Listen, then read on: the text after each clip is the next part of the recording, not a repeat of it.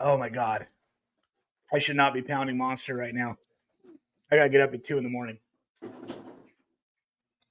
Well, we're live. We're live, baby. Yeah, Monster when you got to get up and not very long is not a good idea. Terrible idea. Yeah.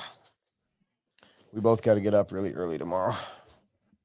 I've been getting up early every day this week. It's been terrible. And last week, all last week, 2:30 in the morning, every damn day. It's been brutal. Brutal. We both have to do it tomorrow is what I'm saying. What's up, everybody?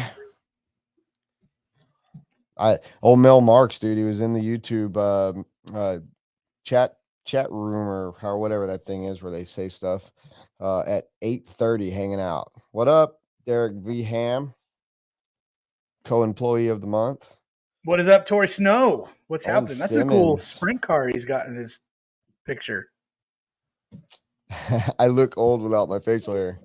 I probably heard 1,000 times a day or this that you're going to get some shit on this show. Yeah. Dude, and you had to do all those podcasts with all like the fucking Hall of Fame of RC. Yeah. Did I don't know if I did it with you didn't do it with Mayfield, right? Yeah, I don't think it was done yet with Mayfield. Oh, you posted that. Thank God. Yeah, it's Fuck, I thought I just leaked that shit. Yeah. Oh my God. Well, hey, what better place to leak it, right? Yeah. Thank God you posted that picture with him. Holy guacamole. Let's get some of those Facebook shares going, y'alls. Yeah. It's got Joey Avellino up in here. It says America.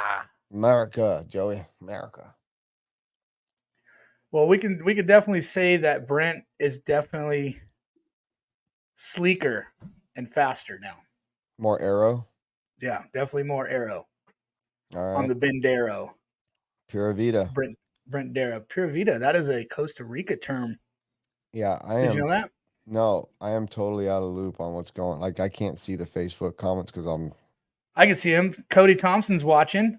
My main man, my hetero life mate. Wow. I like it. Yeah, man. Ain't nothing better. Who else is watching on here? I don't know. I see 8 people, but I've only gotten notification. Both of you are laughing on both sides of me right now, and I have no idea what's because Cody says you look like a creepy uncle. Thank you very much. That was the nicest thing anyone said this weekend after I shaved for the first time in like 5 or 7 years or something like that. Yeah, it's definitely. Luckily, I got to talk to you like 15 minutes before we started, so I kind of got used to it. But for people seeing you for the first time, there's a lot of people that have lived their whole lives and not seen you look like that. Me being one of them. So, our first reaction is to just talk shit. You know what I mean? I'm going to pin this comment because this has got to be a different John. Cole Ogden is watching. Holy moly. What's up, Cole? Dude, Cole, I reposted that stanky whip. There's no way. John from Arizona doesn't sound like he's a baseball fan. I don't think he has a Facebook. He seems like an off the grid kind of guy. Yeah, Cole. Yeah, that's awesome. That stinky whip back up on there. I shared it, and if you want to see the best whip you've ever seen, Cole, it's yours. Check out the Racecraft feed. The stankiest. The stanky two-tone. Well, we got quite a show. We should. I mean, starting out good. You like hairy lips, Cole? Just saying. Camden Lime, Sea Lime. I just seen that kid. Took him to the airport about 3 hours ago. Yeah, you guys spent a lot of time with each other this week, didn't you?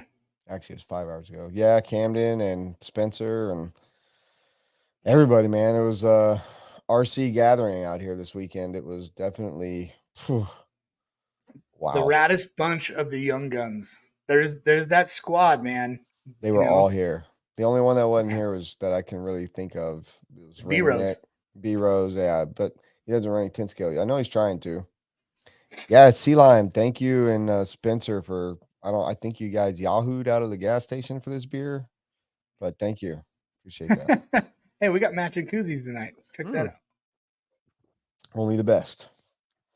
But mine's real beer sized. Yeah, I've I got might that have too, actually. I've been having like a speech impediment since I started working this crazy work schedule. I can't There's the real beer talk size right. out there.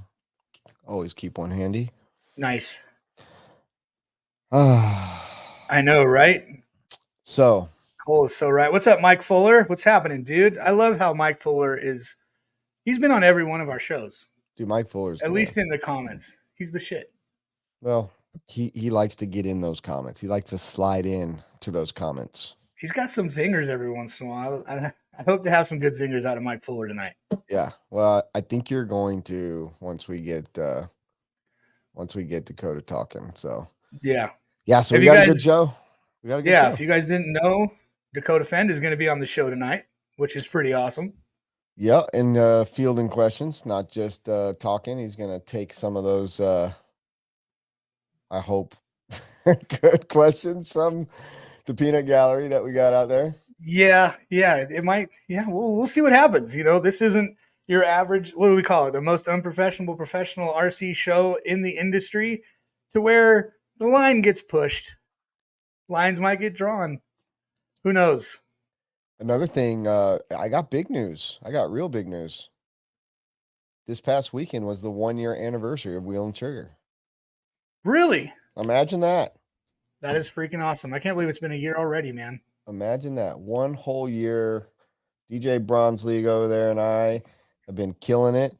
And then, well, I say killing it, killing something. And then bringing you in, and we've had some monumental guests on. I think the shows that I'm going to edit from Masters are going to be some great ones. And yeah, those are going to be heavy. You got a lot of work ahead of you. We got Matthew Akel, and we got Ryan Goyette. I hope I'm saying that right. Clay Colts, and Uncle G is in the house. Uncle G's in the house. What up, G? Yep.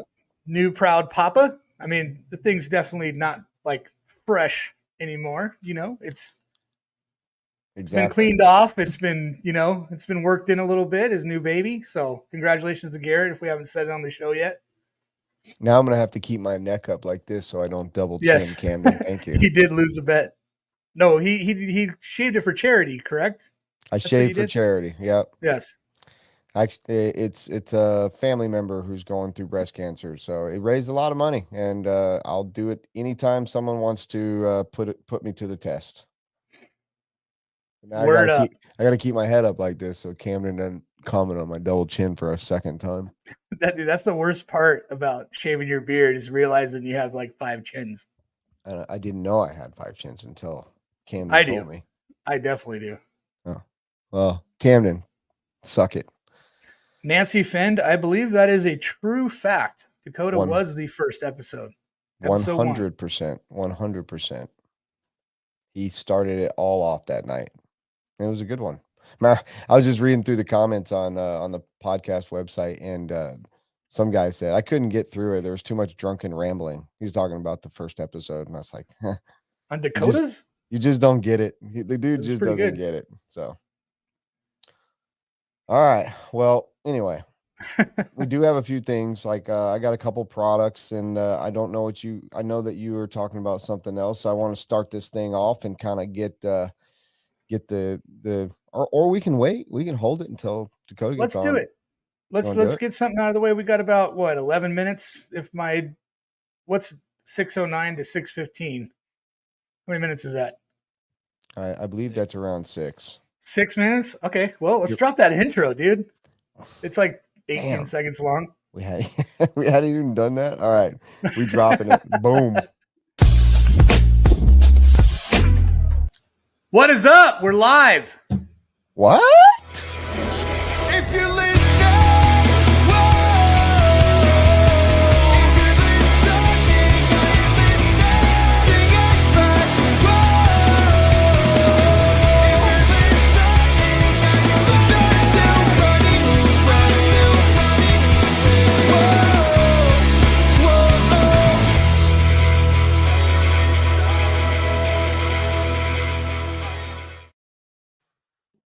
I still can't believe you guys paid for the rights to that fucking horrible tune. Fucking garbage. You're wasting our money. So you paid Kyle Neary like $50, and then you paid $2,000 to have a Blink song in the intro. No idea what he paid to get that music, but I do like Dustin Spallone's idea. Spallone baloney, great idea. Next time Chase is out here, we will take a recorder and we'll go, or maybe we can take a computer and all of us go and do a live podcast from the Waffle House. Like oh, that'd be sick. Is that have to be night shift? Oh God, night shift for sure. I'm about to get some big bulletproof. Casey Wilson would have to be there. That would be a great one for Casey to come to for sure. Yeah, and I got another friend, that's Jason mandatory. Hastings, out in California. All of his cars are painted like Waffle House cars. That's freaking rad. We've got Tater Sontag. We've got world champion Tater Sontag in here, and Keenan Keith White. Keenan's in here? Thanks for the support, Keenan. I don't see the Facebook one, so I don't see the YouTube. Nothing I can do. All right. Well, I will. I just want to start off. I got a couple products. One dropped actually, I think today or yesterday, and another one is a product that my good friend James Van Hook showed me about 2 months ago, and I used it. Or he used it, and I was like, man, that's the stupidest thing. He's like, just hold it, try it, and I did, and I was like, oh, I gotta have one of these. So anyways, that is what I'm going to do. Let's start off, Robert, with the first product, which is the wheel weights. Yeah, these things are pretty innovative. Talk about, Chase, you'll appreciate this.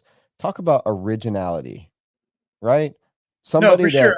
I saw those in traffic on my way home today, and I was like, I didn't get a good chance to look at them real long, but go ahead and let's describe it for us. What is that, Brent? A company that has done nothing but think of something that no one else has thought of right here in a beautiful way.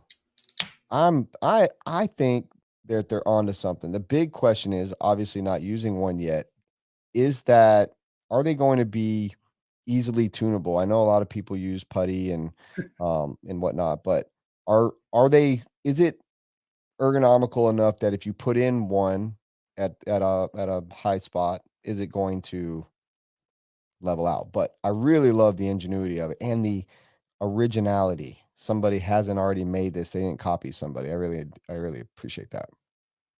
Keenan says that has been in on-road for many years. So I don't know if on-road RC or what, but man, first time I've ever seen it, and that's freaking rad. 110 dude points. Yeah, and if it is an on-road, I wouldn't know. I wouldn't know either. Something I wouldn't know. So, but definitely cool. I wonder how that would hold up, after the wheels kind of break in and, maybe those threads loosen up or something like that. I'm sure they thought of that, but that's pretty dang cool. They seem to be pretty coarse. I don't think those are loosening up. I could be wrong, but it look, and maybe even just a drop of CA glue when you're putting them in. I don't know.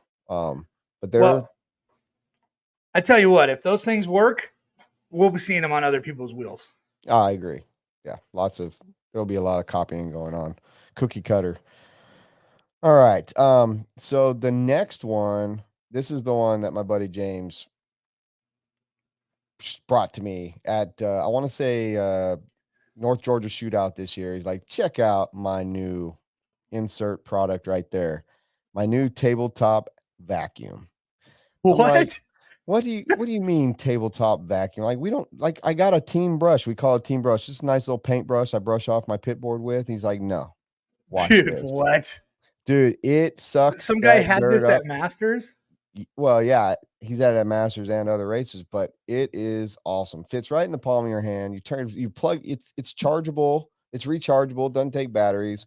And all you do is like twist the top, dump the dirt out, all done. Vacuums it right up. That's amazing. Yeah, stupid little Amazon, thingy bobber. And yeah, great little tool. $12. You can't beat that. $12. Amazon comes out with a lot of our products that we find, and there are so many uses. If you're like me, you walk through every dang store you're in, eyeballing for things that you could use in your pit or anything that, anything like that. I definitely do. Exactly. I mean, kudos to that dude for finding the desktop vacuum.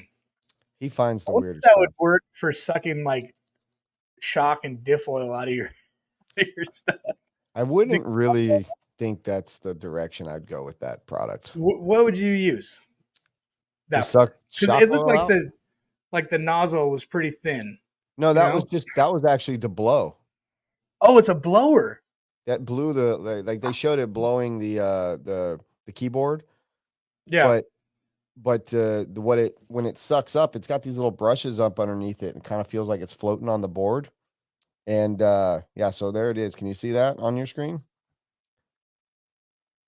So it sucks dirt up, but then it blows. It looks like it out. sucked up cookies and apple slices. I think it blows. I don't know if that's a little false advertising. I don't know if it could suck up a cookie.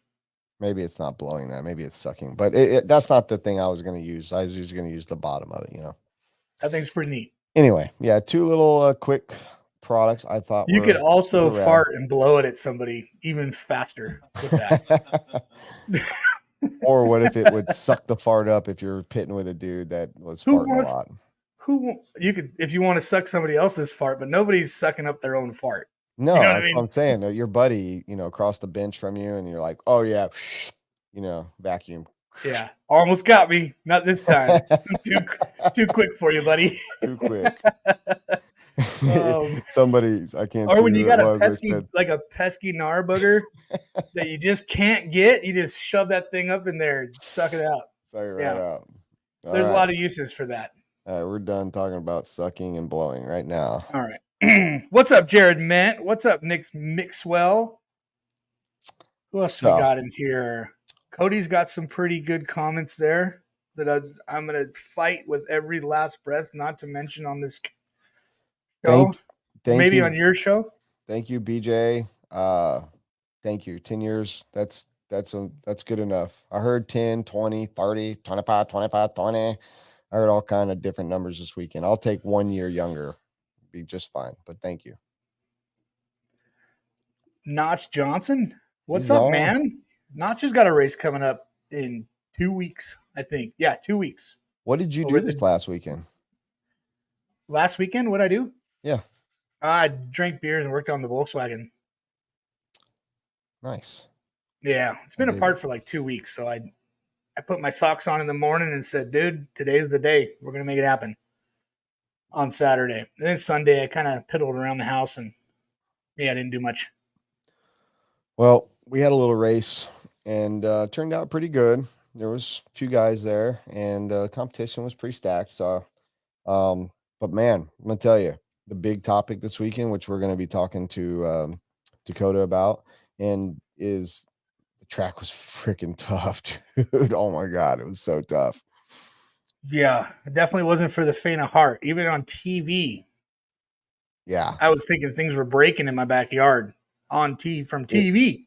Yeah. What did it sound like in there? Yeah, it's some some PTSD, dude, hearing like arm snap. Dude.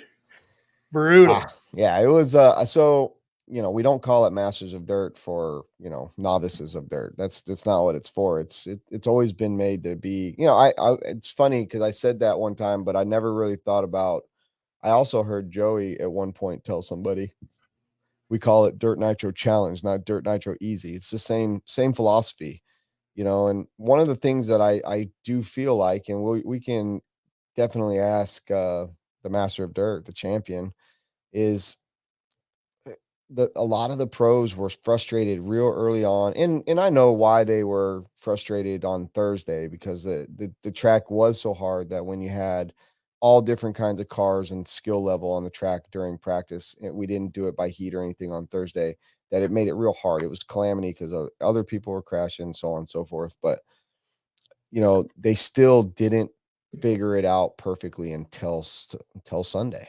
And not even could you really until Sunday or even during the mains could they run them perfectly. And I feel like the pros were more frustrated in the fact that it took them all that time to get comfortable or to learn the track when they're so used to learning a track in 2 or 3 battery packs. And not even, man. Like 1 pack, most of these guys got a track down. So that was really cool to watch. Like seeing them struggling, knew that God, everybody else was fucked. You know, like Yeah. yeah, it looked like the toughest track ever. And I'm pretty much that's what they all said too. Is the Yeah. hardest track they ever raced on 10 scale. Gord Desmond told me at one point, he's like, Ty has never changed as much shock oil at a 10 scale race as he did this weekend. So, you know, it was one of those, you know, gut check type tracks, man. But you could play it safe and it wasn't too gnar. You know, if you wanted to do the single roller, double, just tiptoe through the tulips, you could get that. Everybody could do that. But everybody wanted to go for the glory and break their shit a lot. Man. I mean, what Spencer Rivkin did in 4-wheel drive was unbelievable. And that was we had heard the Cinderella story. It was, and kudos to him, dude. Like, he showed why he is a master of dirt, a world champion, and all the other things, all the other accolades he has. But it had already been kind of talked about throughout the pits on Saturday, and I think we talked about it Friday night during the social and party, that if you just make the main, you have a chance to win. And that's not really it's not really relevant at most, if not 99.9% 10 scale races.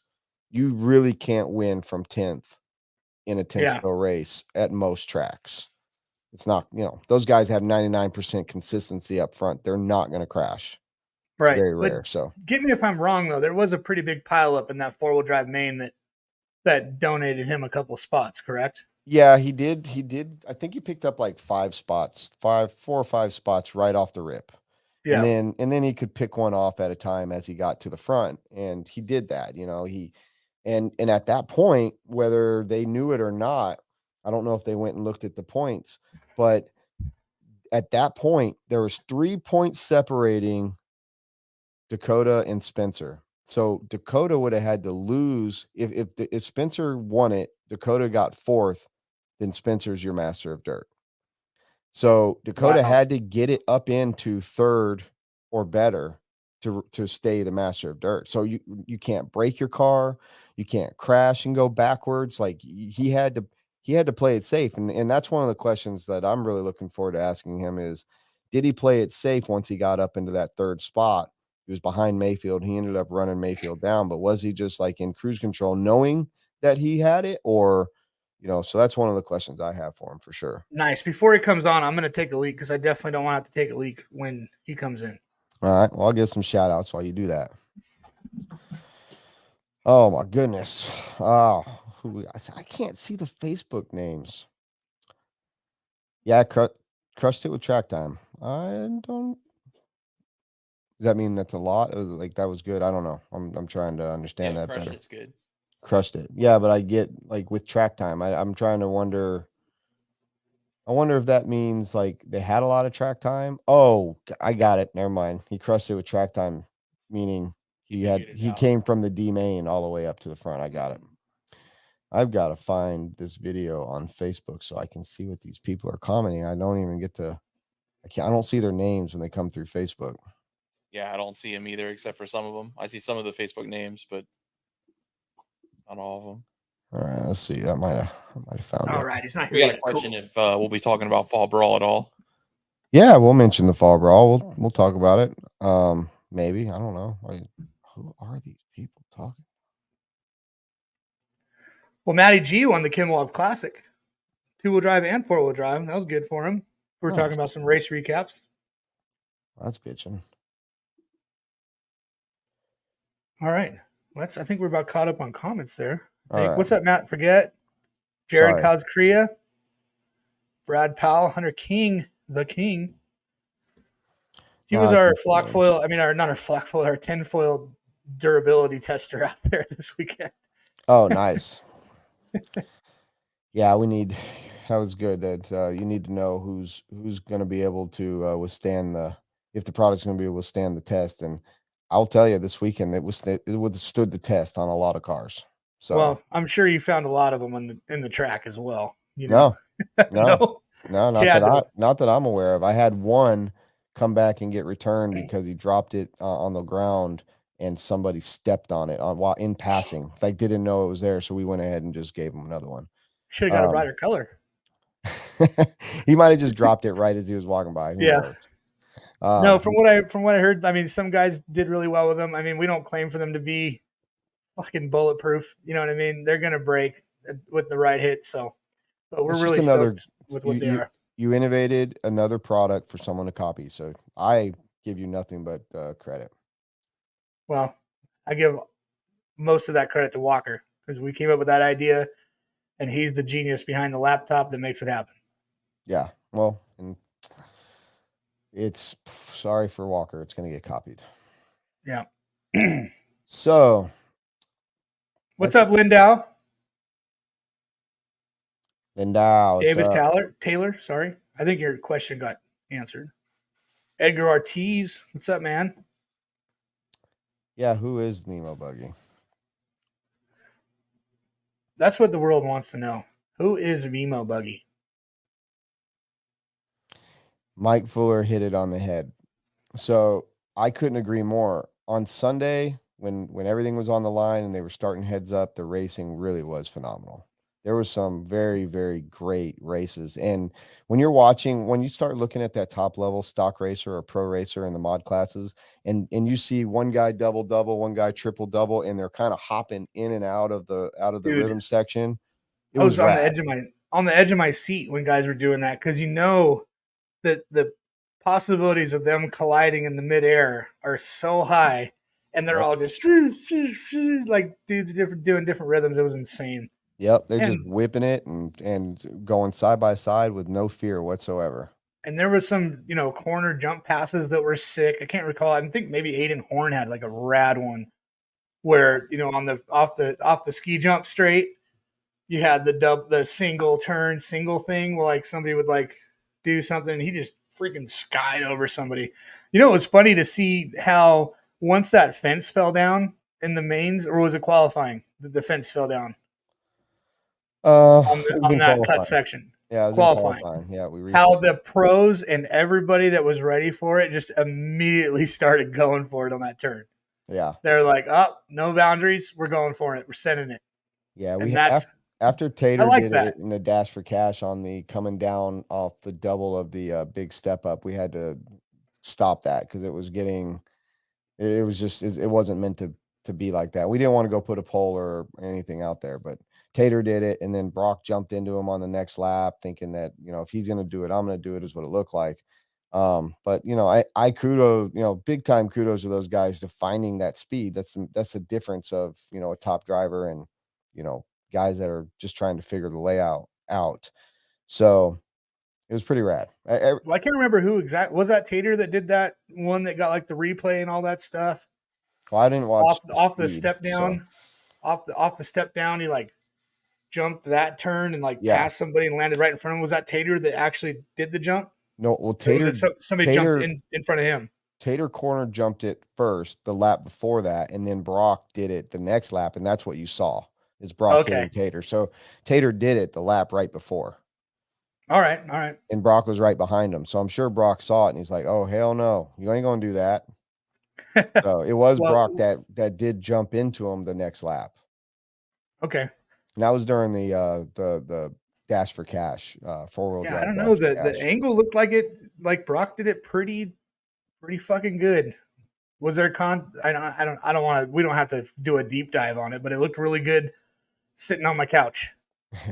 Yeah, the coverage was amazing. So speaking of coverage, like Danny Paz, Lefty, all their team that was doing the Dalton Hashberger, they had Gene Strout running cameras. Like these guys, they killed it. I mean, our coverage was top notch. It's going to be the same coverage down there at Carpet Champs. So nice. Yeah, those guys killed it. Race. Definitely killed it for sure.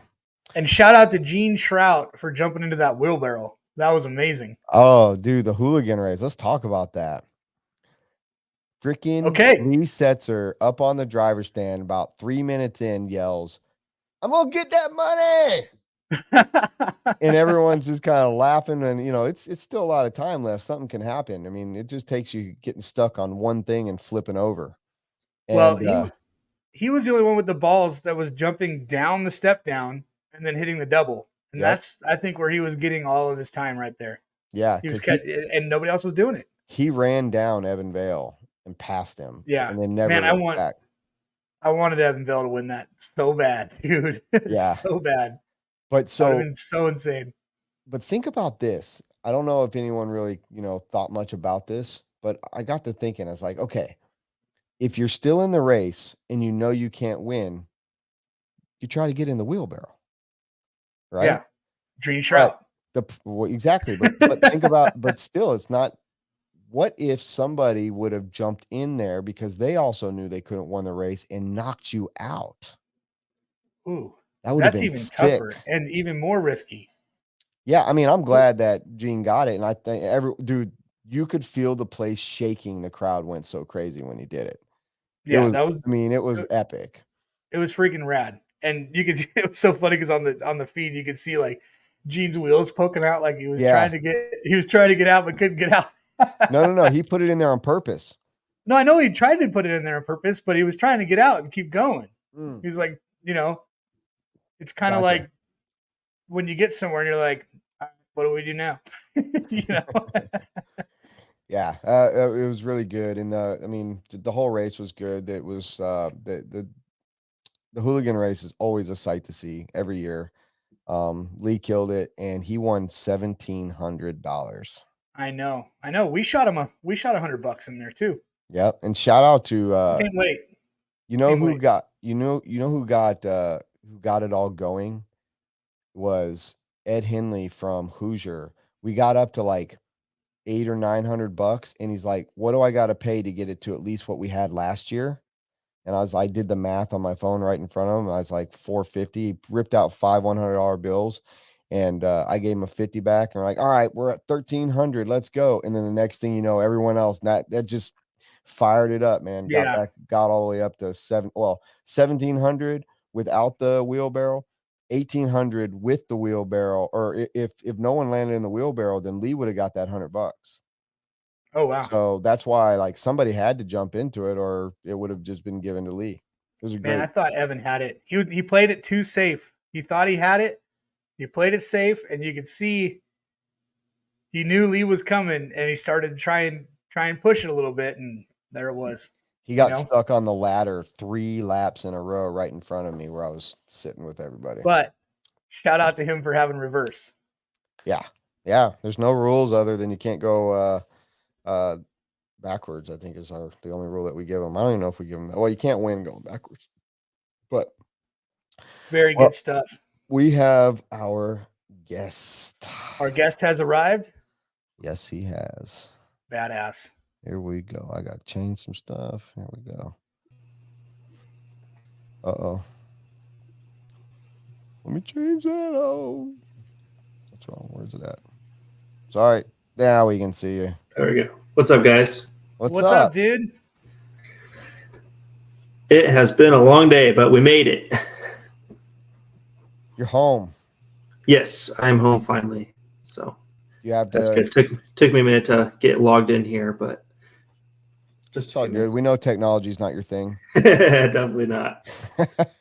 So do you have any races before AMS, or is that your next race? That AMS is next race. A couple testing days this week, but yeah, AMS is the next race.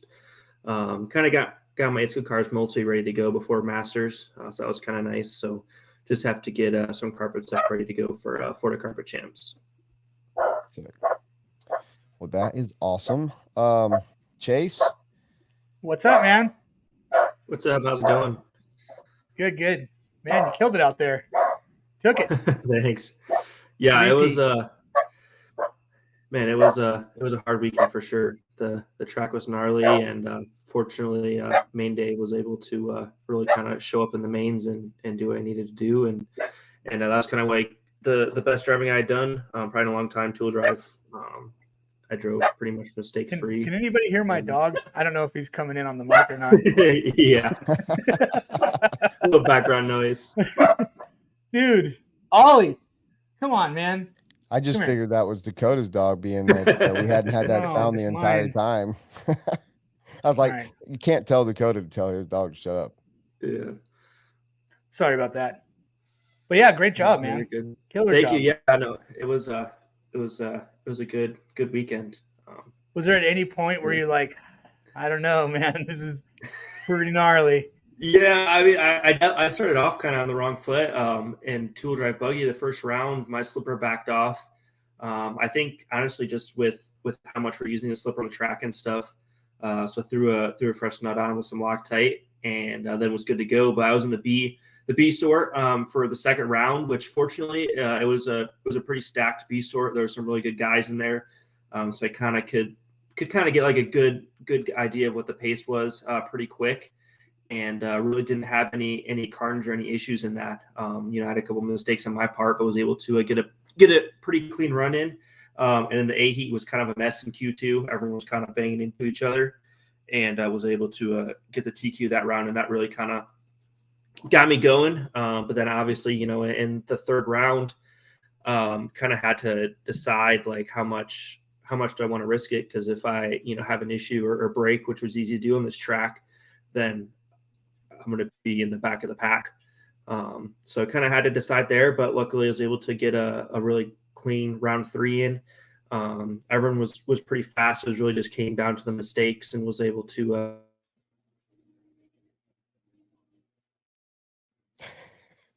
kind of, like I said, get a clean that round. Qualifying in a truck and 4 went pretty decent.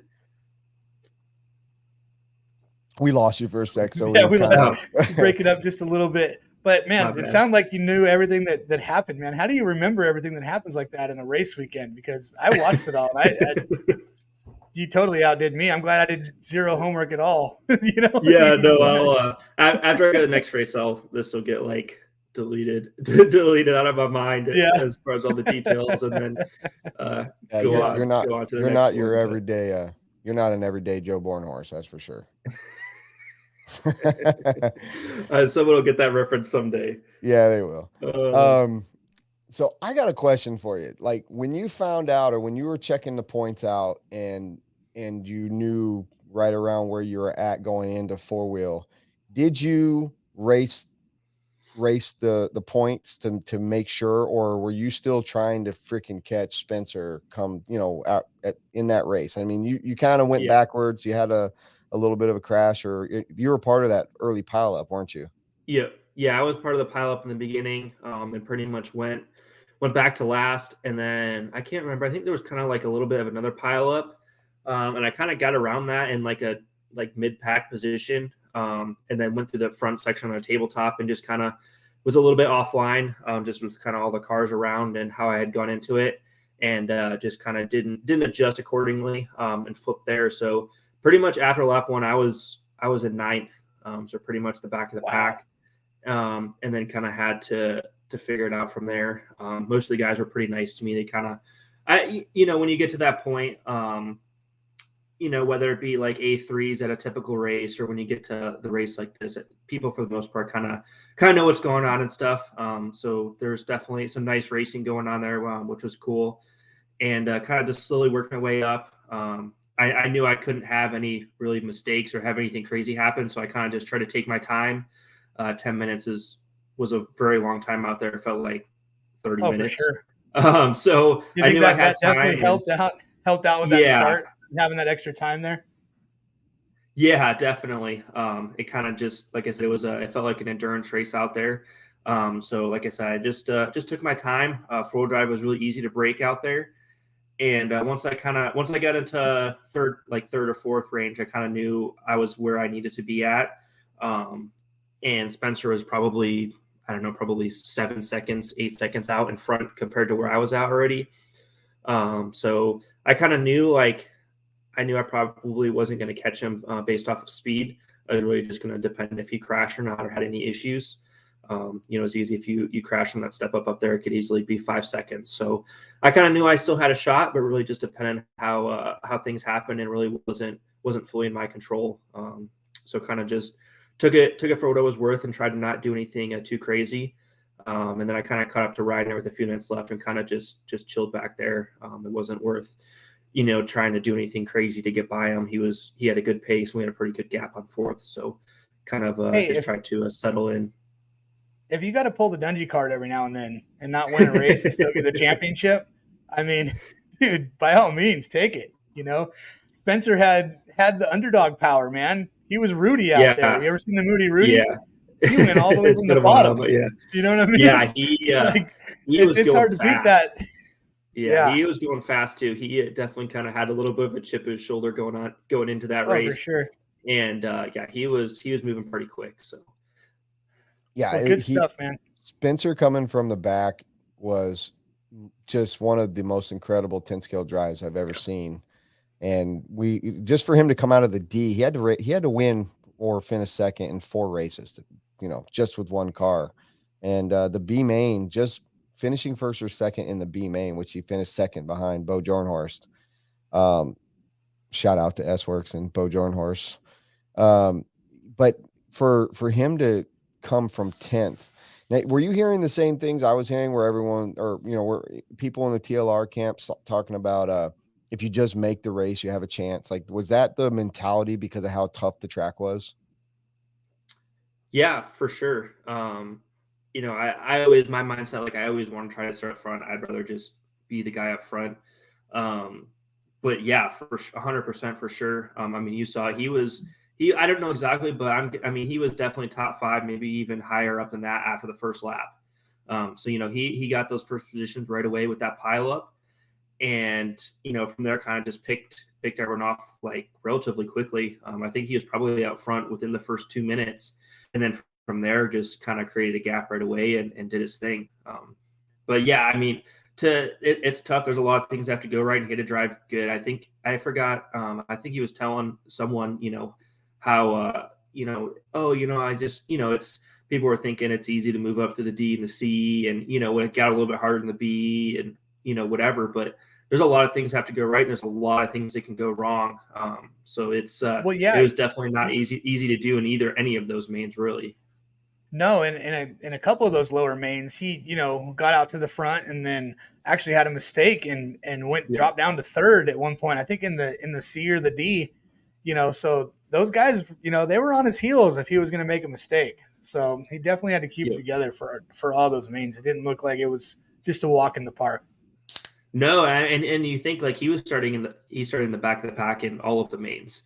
He didn't start in the front in the B. He started, last in the B. He started last in the C. He had to start last in all these, and that's just that's a lot of risk. There's a lot of things that can go wrong really quick. That wouldn't have been in his control. So it's pretty crazy how it all worked out. But he had to show up and make it happen. So props to him. He made a Cinderella story out of it. There's two things I take away from him starting or from him being in that D main. Number one, you've never seen so many people line the walls to watch a D main ever in a race, ever. I promise you that. The second thing was I'd never seen Spencer kind of go out and throw caution to win like he did in the first one, because it was kind of like almost like a joke. But once he got through the D, like you could see him get way more serious as he moved through those races. And, it's kind of like, if I screw up or break or something, don't finish this one, at least it's like, oh, it's freaking D main and goofball, whatever. Yeah, it's kind of like squaring up with a guy that's bigger than you. You lose, you win either way, right?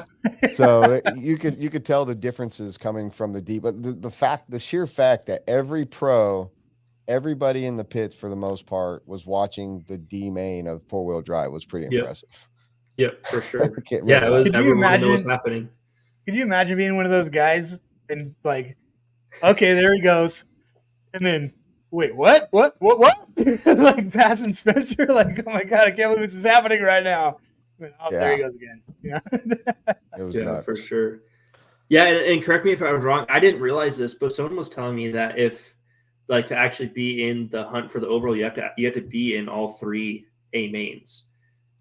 Well, you have to run the classes, but he would have been out of it for the points, because you only get points in the A mains. So so he would have got 0 and 0. It would have had to be like pretty, win 2 a win truck, and then there'd be some other things happen for everyone else for drive kind of thing. People would have had some bad races. It would have made it very, very hard for him to win that, had that happen. Yep. What's up, Sean Brennan? He says hi to me and Dakota. Did you know there's a guy? It doesn't look like him, but there's Brent's here too. It's okay. Yes, I am babyface shaven, and I went ahead and took off the chin strap, which it was an obligatory shave, and I left it on the entire weekend. And here I am. I'm back to babyface. My wife is very happy, but she was also kind of like, "Who's in my house?" for a minute. So, but yeah, it's I haven't seen my face in a long time, and nor has most people in RC. I probably early on when I started my shop, I still probably only had this little goat and flavor down here, but ever since then, ever since I grew my beard out, it's been out for a long time. Yeah, man. I'll take one quick second to say hi to everybody. Tom Shamblin, what's up? Brian Eider, Fishback, Palele. Yeah. Hi, Sean Brennan again, and Fleener. What's up, guys? Thanks for watching. Fleener. So, hey, Chase has a game for you. Okay. So don't get too scared, dude. It's G rated. Okay, well, I failed if I today. was doing it, it wouldn't be G rated. So you're lucky you got Chase. You don't have to worry about a thing. All right. I have created a game. I was actually sitting down because we usually do new products or random news about weird stuff that has nothing to do with RC. Yeah. So I was sitting down looking at things and I was like, what could we do with Dakotah? What are we going to do? So I created a game. It's a true or false game, but instead of true or false, it's going to be Phend or foe. Right. So we're going to play Phend or foe, and these are all true or false facts from Michigan, where you reside, and these are all fake or true facts about Michigan. Okay? All right. Let me set this up real quick. I do have them written down, but I was screenshotting them at the same time, so it's probably kind of mixed up, but we're going to give it a shot. Okay. Let me get a pen so I can check them off here. How many points has he got to get the win? I didn't really get to the point system part. Let's just go 1 point for a correct answer and 0 for a non-correct. But I mean, how many questions do you have? I have no idea. Like 8. Okay, so you got to get more. You got to have majority. Okay, Robert, we're gonna go to our producer and use our producer for the first time ever. You're gonna have to count how many questions were actually done, and we'll see what Dakotah's average was on the amount of questions that were asked. You ready, Robert? Are you awake over there? Yeah, I'm here. Okay, perfect. Okay, the first question in Phend or foe is: did Michigan have the first official floating post office? Oh, interesting. That's an Phend or interesting foe? question. I don't know the answer to this. What would you guess? I'm gonna go foe. You're wrong. Oh, Michigan had the first official floating post office, which is cool because you can go for a little wakeboard cruise, drop off the mail. You know, that's interesting. Got to find that's that cool. post office. Yeah. All right, we're gonna scratch that one off. Okay. So, second question in Phend or foe. Michigan, what I hear is your mascot is the Wolverine. Just to set this up. There's actually no any more living Wolverines in Michigan, and the last one seen in 2004 was the first one in 200 years. Phend or foe? I'm gonna Do we have say some trivia music, Robert? 10 seconds, Dakotah. I'm gonna say foe to that one. You're wrong again. Oh, man. Phend is wrong again. I put myself in the hole. That is true. That is true. Although the land of the Wolverines, one hasn't been seen in 200 years. Last one was seen in 2004. Scratch that off. Dang. What's the score? Can we get the score on the board, Robert? It's 0-2. Yeah, he's batting 0 We haven't gotten too deep. Okay. All right. So, although the rest, everywhere else in America, if you recycle one can, it's 5 cents redemption that you get back. Is Michigan the only state? Well, I kind of gave that away. That is 10 cents. It's not on the 5 cent can. I can tell you that right now. I'm pretty sure there's a few more because I feel like in Michigan when you do it, there's always a few states there. So I'm gonna go faux. Gonna go faux. Dang, 0 for 3, Dakotah Phend. Wow. Michigan is the Man. only state in America that Man. gives you 10 cents for a can. I was trying to help you, dude. I was trying. That's okay. All right. No, All that's right. okay. I'm pretty sure that's interesting. I would have guessed. I thought there would have been a few more because I know on the cans it shows like Michigan 10 cents and it shows a few other states on there, but maybe it's showing those states are the 5 cents. They must not like these slim cans in Michigan because it says nothing about Michigan on it. Okay, I think I got 2 more. Okay. Well, that's not 8 or 9. That's 5. Was that 5? But whatever. I think I have some I pictures. mean, you basically just said that he loses because he's 0-3. Whatever. Let's hear his answers. I'm trying to pick one. I have so many. Oh, I thought you said. Okay, here we go. Phend or faux? Michigan Indians were the first people to actually have a phone number in the United States. Michigan people were the first to have phone numbers. From the beginning of time, the first people to get a phone number, like actually have a phone number, were those people. Michiganders. Michiganders. Michiganders. Is that real? Is that real? Michiganders? Yeah, It sounded better than mine for sure. Okay. Somebody says maybe asking questions about California. He Phend probably or does know faux? more. I'm gonna say faux. I feel like at some point it's got to be faux. You're wrong again. Michigan was the first state in America to have a phone number. Oh man, the excitement Chase just had, dude, when you were wrong. I thought you were going to get that one because you were just going to be like, you know what? I've been wrong this whole time. I'm just going to go the other way. Yeah, I went the other. Wow. Are you just trying to trick him or what? Like, what are you doing over there, Chase? No, I'm just trying to be, just trying to be a game show host here. All right. Last one. Okay. Was Michigan, Phend or faux, was Michigan the first state to pass a law that it was illegal to sag your pants? You can actually get a ticket in Michigan for sagging your pants if you can see your butt. I'm going to go Phend on this one. I'll probably be wrong now. But... We got one. All right. Oh, Can we get the score? Can we get the score on the board, Robert? Oh man. 1 for 5. I was going to say after further review, we sent it to the judges. We're looking at a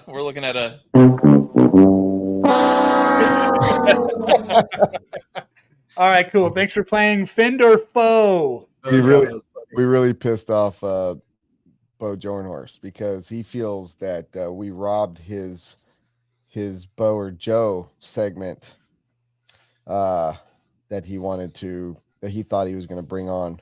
But I don't know, Bo or Joe, whichever one you are today. Maybe next time. Bo or Joe? Well, Bo, you get on here. I can't have Bo or Joe with Dakotah. It had to be Phend or Bo. Makes 0 sense, Bo. And no, Avellino, this is not a grinder app that we are on here. This is the Wheel and Trigger. 1 year anniversary. Happy anniversary, Dakotah. Your mom let us. Your mom let us know that you were the first guest, and this was our year anniversary. I was talking about that earlier, and you got this all started with me 1 year ago. Thank you very much. Cheers to you. Yeah. Cheers. All right. So I'm trying to think of what is the best brain fart I've got. That was just it. Was that it? That was it. Phend or faux? Densford's best brain fart. I think we're rolling up. We're getting really close to 7:00, and it's about time to get some live calls coming through. Don't mind him, Dakota. He doesn't know how to tell time. All right. Yeah, we can definitely put up the caller. That way someone's ready. Anybody but Camden Lime's allowed to call. Can you guys see who calls in, or is it just Oh, yeah. Robert can. I'm pretty sure the Schimmels called in about 14 times for Tater. I heard about this. Yes, it was pretty. It I was heard he pretty called good. in as him and his brother called in as me and Chloe. Yeah, Yeah. yeah. That It was pretty. actually It was was- pretty good. It was It was really pretty good. funny. One of was my favorite episodes thus far. Yeah, when they called in as you and Chloe, it was pretty cutting edge funny. It was good. But yeah, man, they once we had on Tater, all the floodgates were opened up with the kids, man. I mean, Oh yeah. you do look like you got your gamer headsets on right now. You're about ready to go to war with these kids or what? Yeah, maybe. I don't even have Wi-Fi in my house, man. I got a long ways to go. We didn't even have it as an option, but we're getting fiber optic in here so next month or so. So maybe I'll jump back on and try to learn how to do it again. Here's a good question. Is Chase or Dakotah coming to the fall brawl? I would love for that to be the case. Just saying. It's always a possibility. Not on the schedule right now, but could always go. That's about where I'm at. Not on the schedule, but if we can make it happen, we'll try to make it happen. So you've got about 2 weeks till AMS. Your 8-scale cars are already almost prepped, right? You were saying, well, are you just going to take a vacation till AMS? Yeah. Yep. About 2 weeks to AMS. And then from there, I'll go pretty much. I think we're going to drive out, bring the trailer, drive home probably Sunday night, Monday morning, and then we'll fly out Tuesday for a Carpet Champs. Nice. I'll see you there, man. Driving It to was a good time. is going to suck, but it's probably a great decision because it could be just balls ass cold. Yeah, well, last year was the first year we didn't drive, and then we just froze our ass off in the tent, and we didn't have sides or anything, so we were just sitting. It was like a little like campfire action with the propane heater, just sitting around it. Actually, I think we drove. We didn't bring the trailer, I think, is what happened. Oh. And it was miserable. So I think we're gonna bring the trailer this year and stay nice and warm. You don't have to pack up every night. I think last year it rained too. So normally it rains every year. So we'll avoid that as well. Nice. Robert read my mind. I wanted to send this question your way. You can see that on the screen from Taylor De Losa. Yep. Yeah. It definitely changed a decent amount. I feel like in previous years, normally everyone will kind of run treads for the first few hours and then go into slicks. I think last year was pretty much the first year we didn't do that. We just ran slicks the whole time. And then this year was the same thing. So I ran, in the beginning, and obviously the track is green, but there was honestly pretty decent grip for like not having any rubber laid down. So kind of the first day, I really didn't mess with stuff too much. I feel like with the pros, you kind of have like the two ends of it. It's really hard to find a balance. You're either changing stuff a ton or you're the guy that just drives. I kind of more lean to the second, where I just kind of drive, and if I'm comfortable, then I'm usually happy.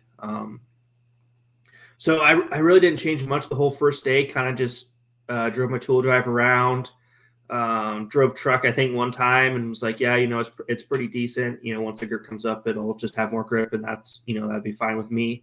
And then I kind of tinkered with the four-wheel drive a little bit, but didn't change too much the first day of practice. The second day of practice, where we had the seating and the practice rounds, kind of you could see where you're at pace-wise and comfort-wise, see who's making mistakes, see if you're crashing every lap, maybe you need to make a change. And then pace was pretty good there. So I made a few, like I said, small changes here and there, but kept everything pretty much the same. I actually made more changes like end of qualifying and then towards main day and stuff once I kind of knew where the track was and what I needed.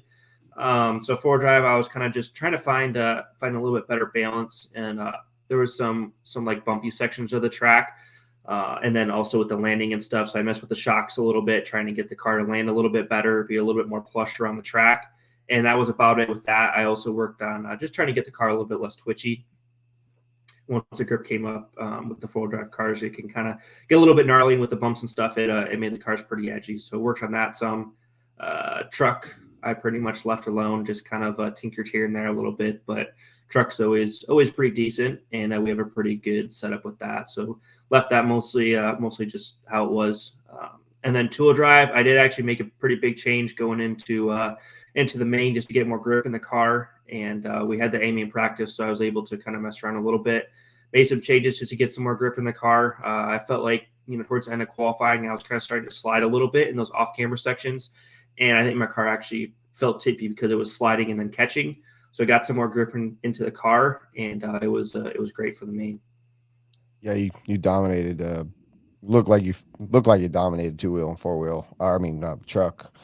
And I got to say, I don't know if anyone else can see Taylor DeLosa's Facebook profile picture, but dude's jacked. I mean, bro, you're killing it. Yeah.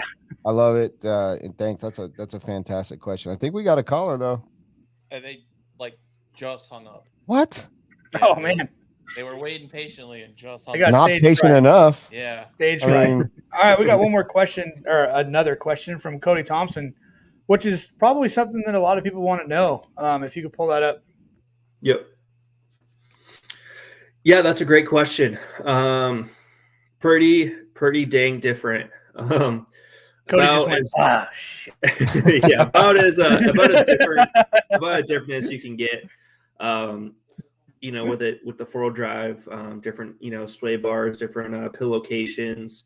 I guess shock locations would be similar, but camber links we usually run in different locations, different shock setup. The slipper instead of the center diff, different diff oils. We run different tone anti-squat in the back. And then, pretty much. So yeah, you might want to go practice a little bit before you go to. It's his first time going to Florida Carpet Championship, so he's trying to I would say out. If you're coming from a dirt car and you're going to carpet, you're in better shape than if you're coming from a carpet car and going to dirt. You can get around the track with a dirt car and carpet, and be pretty okay as far as just getting around, but probably not super competitive. So unfortunately, it's going to take a little bit of tinkering. Right on. So we got our caller back, but I do want to mention that Cody Thompson not as jacked as Taylor DeLosa. Just to throw that out there, but still a good dude, really good dude. All right, not even worth mentioning in the jack category. Well, I mean, you didn't even have to say anything. I did. What's up, Randy Romanek? All right, let's get this caller in. Who we got here? Edgar. Oh, what's up, Edgar? What's up, guys? There he is. Hey, how's it going? So what you got, man? You got a question for the Phenom, or you just calling to? Yeah, I had a question for Phenom. Basically, what's that one race each year that you look forward to? I mean, there's so many to choose from. Like now we got so many big races that, most people choose Silver State or DMC, but what is his specific race that he is his go-to, Yeah, that's a great question. I would say I have a few throughout the year. I honestly always look forward to Masters of Dirt. I like the unique format. I like that it's a little bit different. And I like that it's a little bit more relaxed atmosphere as well. I kind of get to hang out and enjoy yourself a little bit, and just kind of hang out with everybody. Spend the nights out a little bit later than you normally would at some of the other races. I think it also kind of marks a transition in the year. Normally, it's right after Worlds, so kind of after Worlds, I feel like we kind of get to relax a little bit. Obviously there's still important races, but you got the Nationals and the Worlds done. The really really high strung races. So now after that, you kind of get to the rest of the season a little bit, with a lot less pressure. And then I'd say for 8 scale races, there's definitely some good ones. I don't know. They kind of all have their unique purposes and how they work and how they're run and the different track conditions and stuff. I would say Silver State is always fun just because of the atmosphere and where it's at. It's a great location. Really cool to hang out, and overall just a great experience. Hell yeah. Awesome. Good answer. Good answers. Good question. Thank you, Edgar. You got anything else for us? No, that was just my main question. I want to get out. Well, thank you. Have you eaten dinner yet, Edgar? Edgar, have you had any dinner yet tonight? Dude, down here where I'm at, it's already like almost 8:30.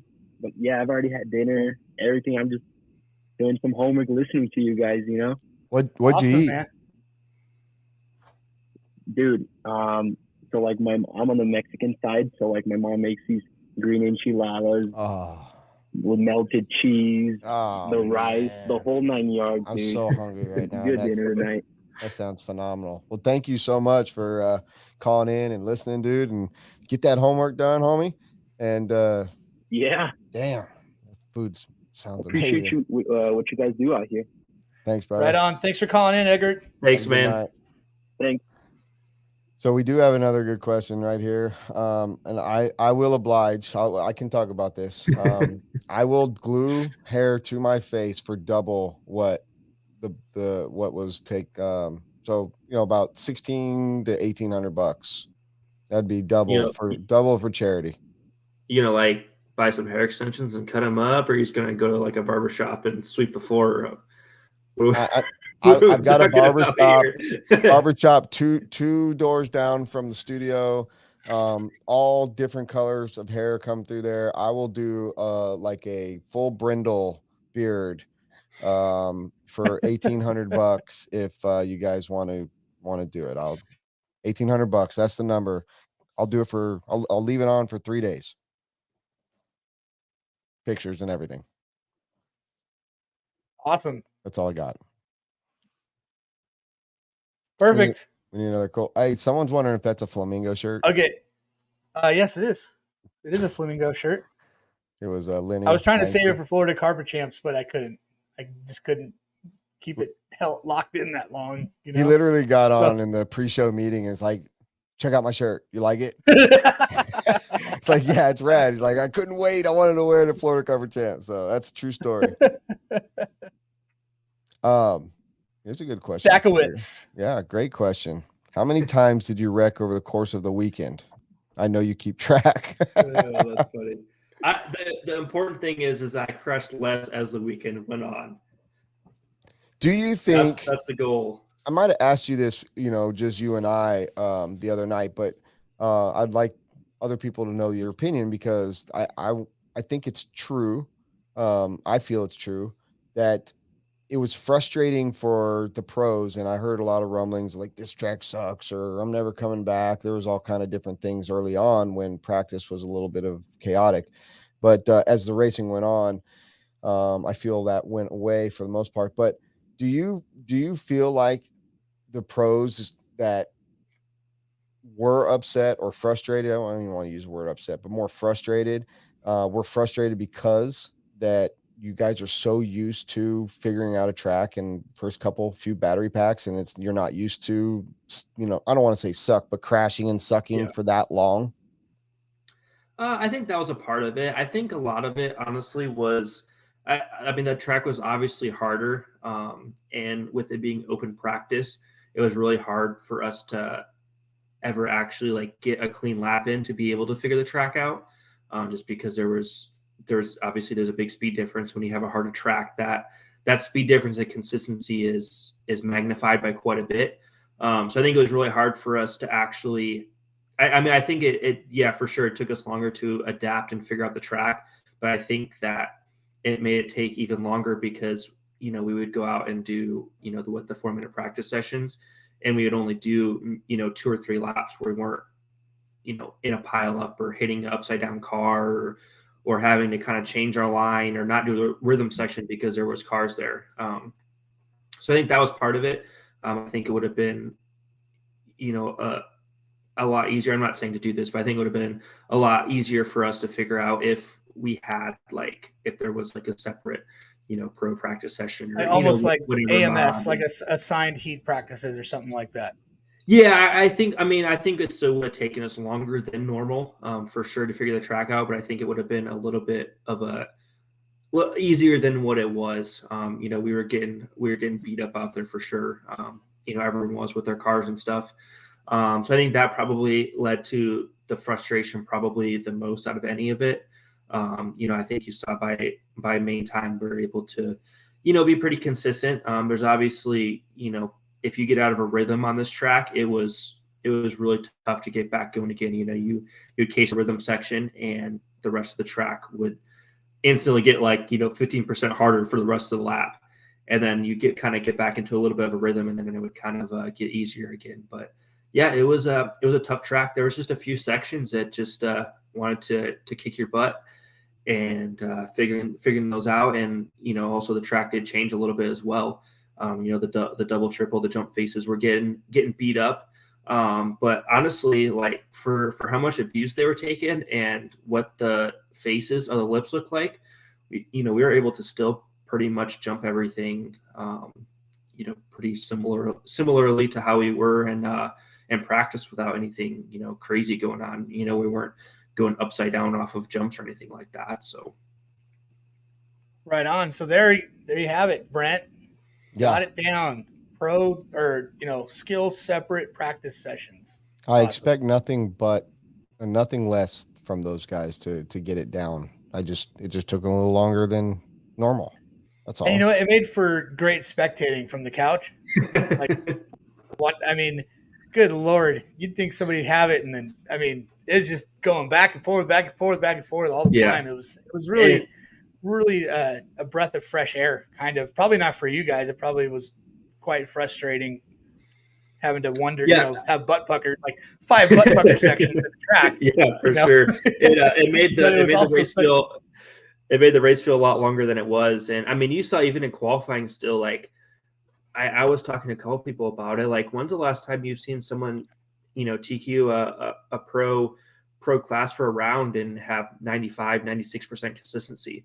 That's not even, you wouldn't even be in the top 20 at most events. So normally it's high 98s to low 99s now is where we're at for 10 scale racing. So it was everyone was crashing. We were, all making mistakes, all crashing, having to single the rhythm section or, kind of adjust our line, flipping over pretty much anything and everything. It was happening. So it was definitely pretty interesting to go back and look at the stats. I think one of the 4-wheel drive rounds, I finished 4th for the round, and I had 92% consistency. And I felt I was telling Chloe, the first 2 minutes was the worst 2 minutes I've ever driven or experienced, I felt in my life. But I'm man, other people had it worse, obviously. I still finished 4th. So yeah. Man, people were struggling even more than that.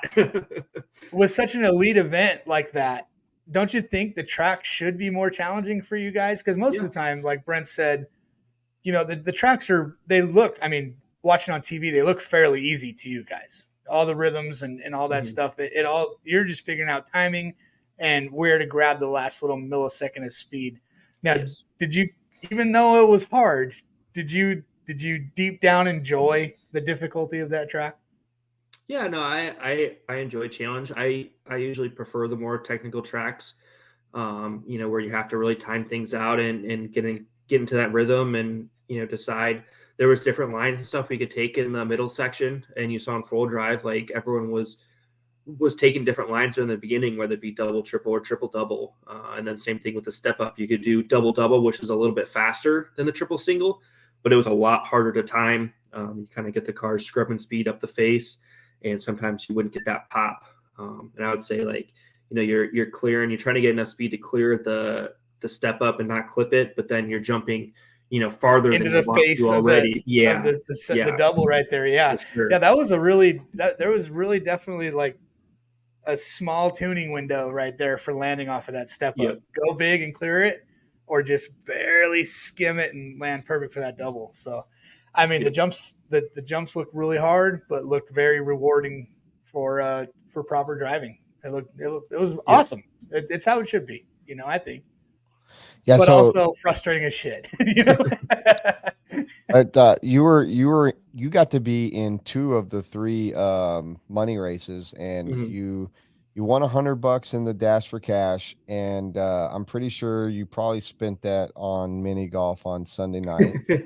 And then you were also in the hooligan race, which is the most watched race probably all year. Everybody's watching that race. So that was the first one you'd ever done, isn't it? I think it was my second. I think it was my second one. It had been a couple of years, yeah. So what happened to you to where you couldn't continue? Because it happened in a corner I couldn't see. Yeah. No, I blew it pretty early on. I kind of waited at the start and let everyone kind of run into each other and flip each other over. And I didn't know I was like to watch, but I didn't see in the beginning if there was anything in any of those boxes or not on the tabletop. So I kind of wanted to see some people go through there and clear the path a little bit and see what was going on. I figured, which they didn't do, but I figured that Lucas had put like a brick in one of them or something. There should have been some brick just to kind of mess with people. The first one or two guys just totally turtled on those things, right? Yep. Yeah, so I kind of threw them like you had to let them blast and clear away for you, Yeah, I get the strategy. I made it through the first lap. I think it was in like second or third. And then the second lap, it was if you're in the driver's seat, it was the back right corner before the step up. I was going around the bricks and I was going to the outside and I had slicks on. When I was driving someone else's car too. And obviously you're not getting a warm-up lap, and I just went to hit the brakes and just slid. It went straight into the concrete wall there at the end. And I must have just hit it just right because it instantly flipped over after running into the wall. So yeah, those bricks definitely blended into the dirt too. Because when we first watched it, I was like, "Are those freaking bricks?" Those are bricks right there. Yeah, they were full blown pavers. Those bricks definitely proved to be a definite obstacle out there that people were getting hung up on a lot. The ladder. Oh, I wasn't that flipped over that way. What's that? Oops. Oh, I think I skipped out for a second. I'm like, I wasn't that good. I didn't actually flip over on the bricks. I just ran into the concrete wall and flipped over. I mean, it's not like that thing wasn't there the whole week. Yeah, I know. Yeah, the ladder claimed about 4 cars right in front of me. The ladder claimed some people for sure. So where Lenny Langford wants to know, where did you go? What miniature golf course did you go to? We tried to go to one it was like Atlantis or something like that, but it was closed. Atlanticus. That's the one that has the Minotaur, Lenny. We tried to go there. We tried to go there, but it was closed. So we went somewhere else. I can't think of the name. They're open late. It was where we went last year with there's 50 people that went last year. This year was a little bit smaller. There was probably, 20 people that showed up, but it was a good time. We got about 14 holes in before we decided to jet out, but it was a good time. And what happened with Brennan? He got a little excited there, and I think he definitely hit something. So he lost his golf ball. Yeah, that's right. It went flying. It was a structure, something like a square structure with a A-frame roof or something like that. Yeah, gotcha. We got another question from the gallery. No callers. We need our callers in. What's your thought on Florida Carpet Champs in a couple weeks? Yeah, I always have fun there. I mean, that is one of the coolest carpet tracks. Just the size of it alone, they have so much room and so much ability to really make whatever layout they want. The straightaway is always crazy long. We're running crazy power. I run a 4.5 in my 4-wheel drive with 25-30 turbo in it. So it is absolutely ridiculously fast layout, tons of power, and they usually do a pretty good job. And they kind of have a little bit of a unique thing they do too. They do that super pull thing for a 2-wheel drive and 4-wheel drive mod for I think it's 2nd through 5th, and you have, I think it's 3 laps to 3 or 4 or 5 laps, something like that. And whoever has the fastest lap, that's who starts second. So it's always pretty cool to watch. Everyone comes out and watches and cheers everyone on, and it's a good time. That's sick. Yeah, I'm excited to go. I can't wait. I don't get to race when I go, but I'm excited to go. Yeah, it's fun. It's fun to watch. There's usually good racing, and like I said, if you qualify second, you end up 5th after the Super Bowl. It's not a good time, but for the most part, it's a cool experience. Cool to do that and be a part of it. Super Bowl can definitely work against you because I remember, Yes. at AMS they have Super Pole as well, and I qualified Yep. good into the Super Pole, did crappy in the Super Pole, ended up way in the back. So Yep. for the main, so yeah, Super Pole. I don't know if I'm a fan yet. I like the idea, not when it works out the Yeah, wrong way. it's nice. Yeah, it's something different, but it Yeah, also definitely like cool. when you do a day and a half, 2 days of qualifying, or 3 qualifiers or whatever, and then you do your Super Pole, and whether it be 5 laps or 10 minutes, at AMS for the main or whatever it is, like that can all go away really quick. So Yeah, I see both sides of it for sure. We did that I pole was like, wait, shuffle. what? We I did thought that this was pole supposed to be shuffle. fun. Yeah. We did the pole shuffle a few years ago, and I know that we definitely got some kickback, a little bit of like, I know that not everyone was stoked about it and all, but it made for some really cool, things. And I looking back on it, I think, I think it's pretty cool that, especially like thinking what you're just saying about the Super Bowl, instead of, we maybe should have just eliminated the pole sitter, whoever qualified on TQ at the very least, but we didn't. We made everybody race for it, and what was it, like every 2 laps we stopped and we took whoever was last off, and that's where they started, and until you got to the end. And it went pretty good. There was only one race. I think it was Tyler Jones made a couple bonsai moves, and I know he got into Dustin Evans. That was kind of one of those fiery moments at that time. But yeah, I like stuff like that. For me personally, I'm a big fan of trying new things and doing stuff that's not the norm that we see at pretty much 99% of the races we go to. Yeah. And the concept is definitely awesome, Absolutely. But I mean, I talked to TJ on my way home from work today, and he said that, man, the modified class is going to be out of control this year over there. Oh boy, man, bring it, dude. Yeah, I'm sure there's a lot of good guys coming in. Well, and I'm kind of bummed. We're getting stumped on these calls. Maybe Robert's got the phone turned off. I don't know what's going on. Figured we'd have more of a. We're good. We're waiting. Jesus. Standing by. Callers are standing by. We have had a couple people talk about how big of a role and how fast Mason Templeton was this last weekend. Templeman, he really, really showed up for 3rd round of qualifying in the main events. That kid was on fire. He shined, man. Shined. He was ripping. He did great. He did. I think he won 2-wheel and truck, and then I think like 2nd and 4-while drive or something like that. Second and 4-wheel, yeah. He did basically the same thing you did. I mean, he was on pretty good fire. Weekend. Yeah. I think he TQ'd Wheeler, so he got 13.5 Wheeler. But yeah, for a kid that he's really pursuing the 10 scale side of things, he really, really did good. Yeah, I feel like he's one of the drivers too. Like when you watch him, he's always usually like pretty solid. Kind of just stays in the hunt, doesn't do anything, usually too crazy, and kind of just like I said, just kind of stays in the hunt and lets the race come to him. So obviously in the 10-minute mains, that pays off, not making those mistakes early on. Yeah, really cool, calm, and collected, and very precise. Yep. Good kid. I mean, he works at Hot Rod Hobbies. He lives, eats, and breathes RC cars and going to the gym. That's it. That's all he does. Yeah. So what was your favorite? What was your drink of choice this weekend? What were you relaxing to, Dakotah? I kind of did something a little bit different this weekend. I mean, I don't think it's any secret. I'm typically a whiskey guy. But I did Vanilla Crown this past weekend. Just, I don't know, just easy to drink. You kind of mix it up with a splash of Coke here and there, and yeah, it was a good weekend. I enjoyed myself. That's wild. I've got a little bit of that over here too. That's good stuff. I have none of that under my roof.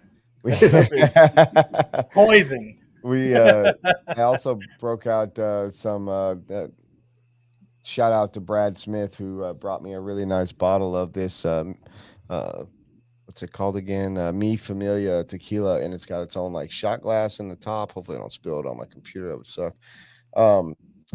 And I had doing some podcasts with some people, and I had some of that, and it was very fantastic. tell you the truth. It's good stuff. Dirt Oval RC wants to know, is there any oval racing in your future? I mean, I would totally be down to do it. Really, just like I said, anything I'm down to kind of do anything, any type of racing. It's just obviously schedule permitting, and if I have the time, mostly like stuff like that would have to be kind of at least for me to like have the time to do it to get started, would be kind of like if someone has a car or something that I can just go and run, enjoy myself and not have to put the hours into building it from scratch, just to go out every once in a while. That really kind of a thing. But I mean, I would always be down and have a good time for sure. I'm pretty sure that Max Fleur with Custom Works or Dustin Malacote with GFRP would more than happy let you wheel one of their factory cars. Yeah. I am sure of that. Here's a really good question, and this is something that's been kind of going around, and I'd love to know your thoughts on this for sure. Yeah, man. So I would say the cool thing with RC is that we all talk. We kind of all know what's going on in the industry for the most part, and we all talk and all want to be on the same page. So from what I know and from what I've heard, it sounds like a lot of the guys from overseas are planning on going as of right now, and it sounds like I'm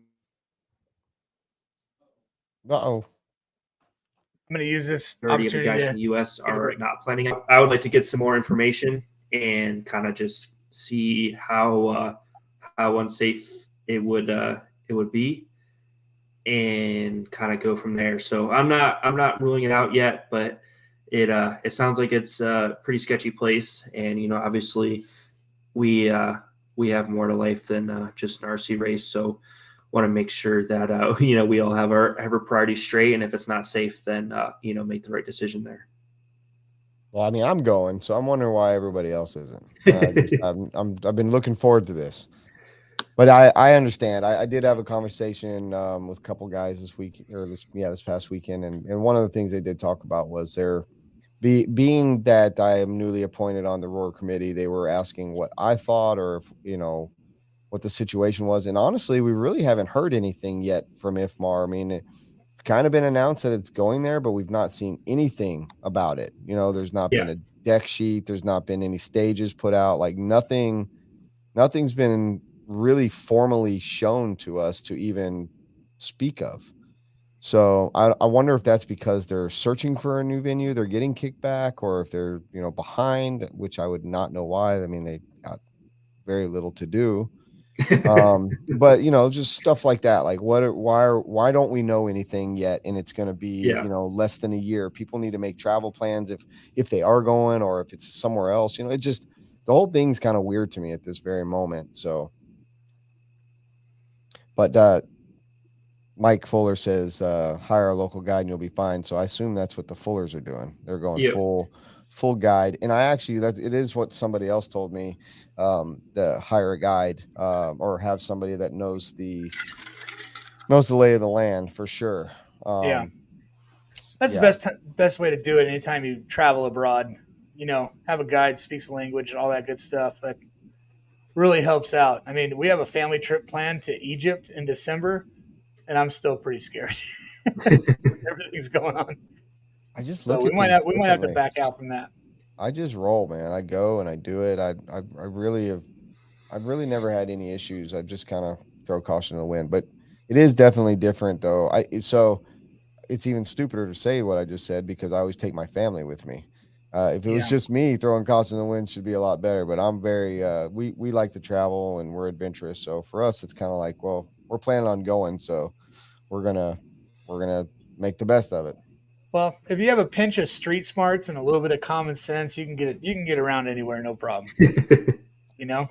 Blake, nobody, IFMAR gives us zero assurances, and they haven't provided any comfortability. So, I don't know.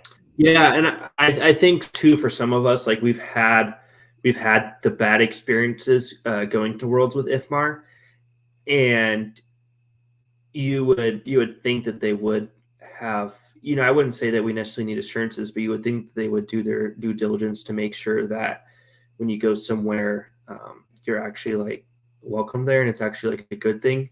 I remember going to Argentina. I think it was back in I don't know. I think it was 2013. I don't know. I'm not good with dates, but I remember going there, and we there was probably 15 or 20 of us that got stuck in customs for probably 12 hours or so, and they had to pay a bunch of money to get us out.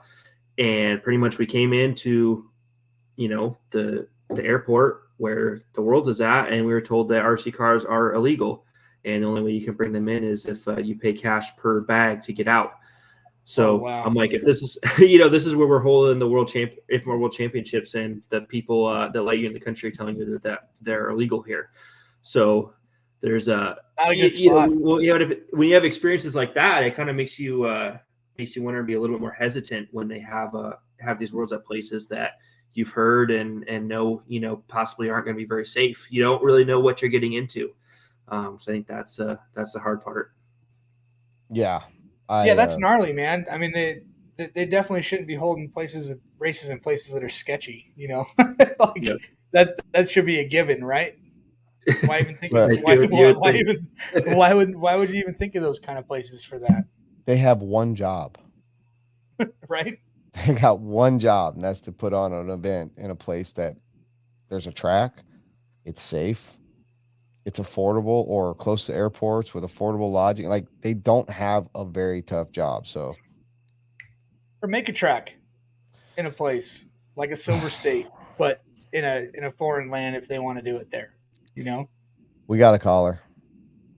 All right. Yep. What do we got? You're gonna love it. Oh.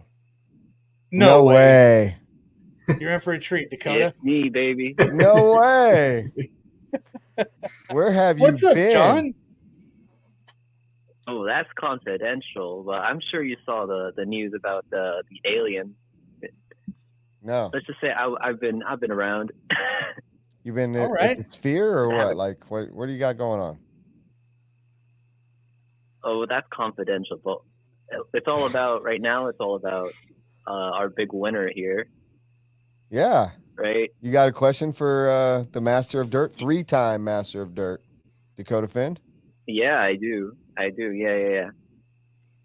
All right. You know how you were in the pileup during the race this weekend? How did you mentally get past getting in a wreck like that?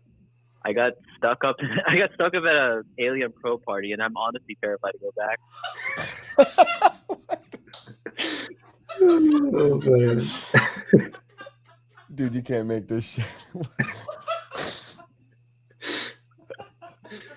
Oh man, that's funny. I believe Dakotah already covered that, John, if you were listening earlier, but you may have just been beamed back down. So I don't know how long. It was too late. Yeah. How long have you been back on Earth? Is that confidential? Oh, that's confidential. Oh my god! Well, I don't know if you feel like explaining it again to John, Dakotah, but it's fine. We'll do a quick run through again. Can you explain it in extraterrestrial terms, though? That's the question. Yeah. What do you got in you here? That's the hard part. That's the hard part. Oh man.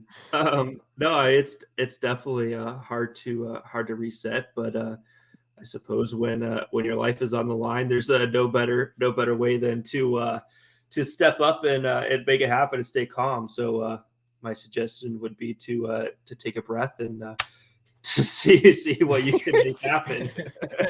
Yeah, sometimes when things are going so bad, you find like a Zen state, and you drive amazing. It's something that clicks. It's so weird. Yeah, what I took from the advice Dakotah just gave to John from Arizona was to just take a breath and stay calm. Yep, just take a breath and stay calm. You said it best. So, John, we've had about 5 shows without you. When you were, the first call, one of our most consistent callers for all of our 3 shows before you took a 4 show hiatus. Is there any kind of news that you can give us? Where you been? The last show was actually your girlfriend called in. Are you still with her? Oh, no, not anymore. I had broken up. She was looking for me after I went to that alien party. She seemed clingy. Did you just lose her there, or Just a bit. Brent was unconvinced that wasn't you with the voice changer. Yeah, I'm pretty sure that it was just you, but I will say she did sound very clingy. Yeah, you know how it is. I needed my space, right on, man. So you actually space. Does that mean outer space, or what kind of space did you actually need? I needed my outer space, my space to go watch Blink-182 and hang out with Tom DeLonge. they just announced their tour. Are you excited? Can you watch that, or are you going to be back out of the galaxy? Yeah, I heard about that. Yeah, they were in Vegas last week, and my sister was there. Awesome. I hope to catch them if they come back to the East Coast. Is that where you're at now? No. Definitely not. John is definitely But I will be on the East Coast right now. Do you think they should be the opening act for Masters of Dirt 2024? Yeah, absolutely.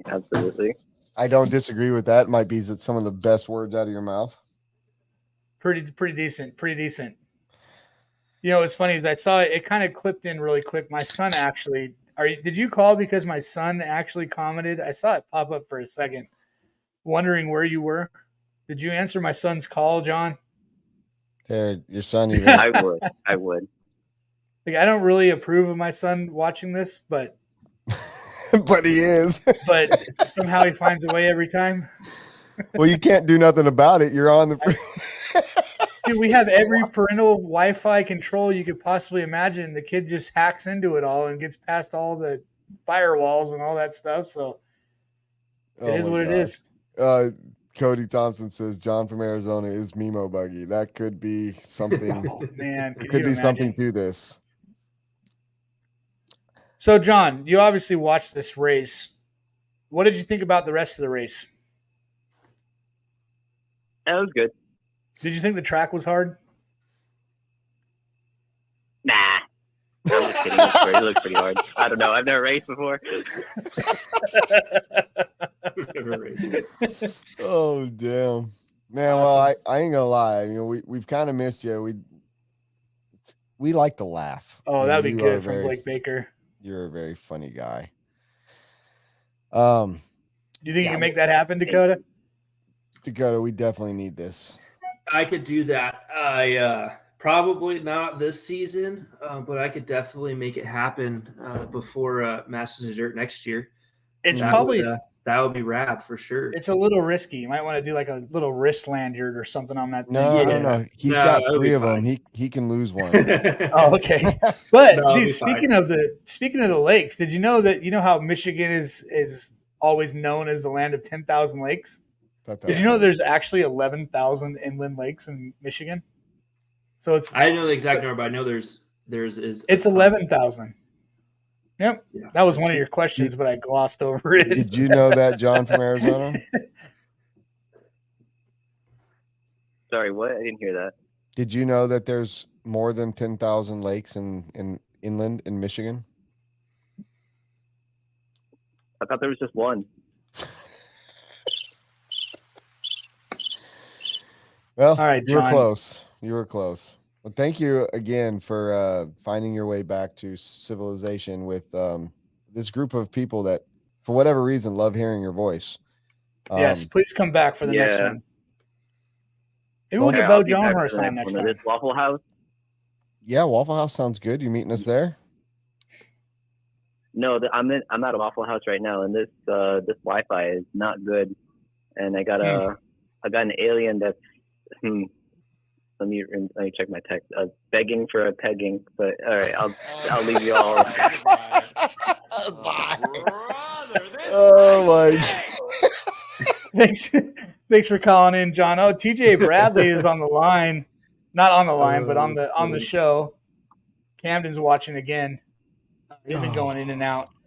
So we Man. had a question a little bit earlier. What kind of sweet tricks can you do on that wake surf? Do you just primarily wake surf? Because I know that I started wake skating when my knees started going bad because wakeboarding, it's a lot of impact when you're jumping the wake and everything. So I just started wake surfing. I mean wake skating because it was way before wake surfing even came out. I still have yet to get behind a wake surf boat, which I would totally love to just carve around and everything. But I mean, what do you got on that thing? Yeah, I mean, I can. I know how to ski and stuff. I don't do it very often. I know how to wakeboard. I have officially retired from wakeboarding. Me too, man. It's too hard on the knees. It's been 2 years now. I absolutely ruined myself a couple of years ago. We had the Westergaards up, and I ate shit on the wakeboard. Anthony ate shit on the ramp, and we were beat up. I had to crawl to the bathroom for 2 days. So I am retired from wakeboarding, but I do love to wake surf. Don't get to do it anywhere near as much as I want to, but I love it. It's just relaxing. You can just pop up, and I'm like I always tell people because they're kind of always scared to start. I'm like, once you figure out how to get up, which is probably the hardest part because you're not strapped in. I'm like, you literally can. It's so low impact. I mean, you can just drink a beer and surf. That's what I loved about wake skating is it was so low impact. You just carve up and down the wake, and it's so fun forever. Endless wave. Wave. Oh yeah, I haven't got it down yet. But I'm working on the 360s. I've gotten close a couple times. I can land it. It's just staying in the wake after you. Yeah, because you lose so much speed once your fins hit backwards. You gotta do that quick. I'd imagine. Yep. But it looks fun. I'm just waiting. Westergaard's Westergaard's always like, dude, you should Westergaard all the time. He's like, dude, come out with me. But there's no planning involved. It's always like 4 hours before. He's like, hey, I'm heading to the lake. You want to come? I'm like, dude, I'm at work right now, man. Yeah, that's how they roll. Dude, I would love to get out on that boat. Blake Baker wants to know, what does the Master of Dirt order from Waffle House? Man, I'm gonna be honest. The first time I actually went to Waffle House was with you last year, Brent, and this was Sunday night after some festivities. That was how late was it too, man? We had that was right after we had fun on the track. You were teaching me how to race, and had to been 2 or 3 o'clock in the morning. Yeah, I'm pretty sure we didn't get back to the hotel till like 4 or 5 because I had to leave for a flight at like 6. Well, that makes like almost 2 years in a row. Same thing. Except we didn't do the dang Waffle House.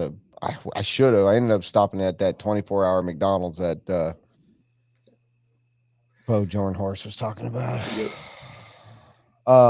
Here's another good question for you.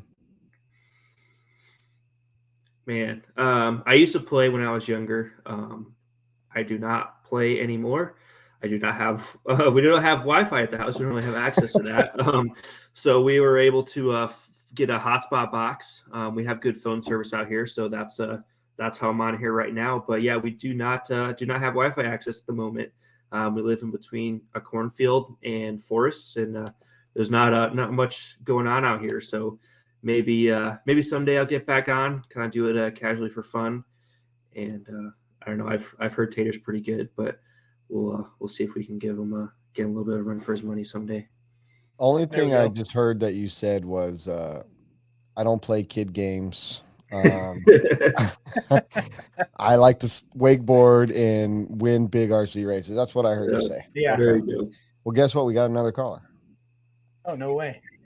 Awesome. Who we got there, DJ Bronze League? Sean B. Sean B.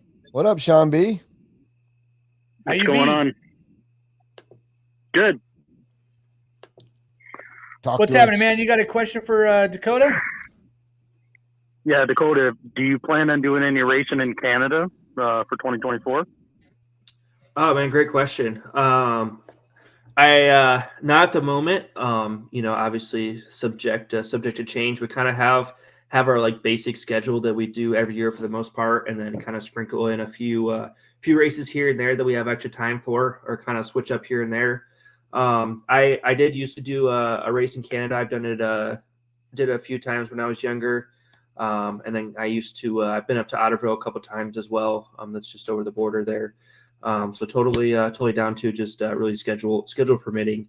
There's unfortunately there's just so many races, which is great, but it's just not possible to do everything anymore, and kind of have to pick and choose a little bit, and don't really get to do like the racing locally anymore. Just go to hang out and stuff like that. But always a possibility.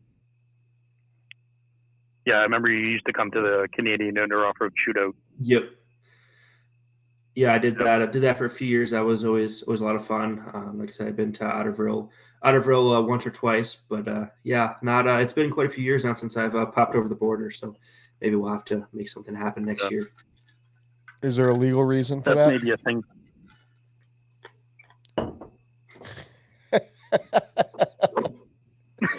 I'm just kidding. Of course not.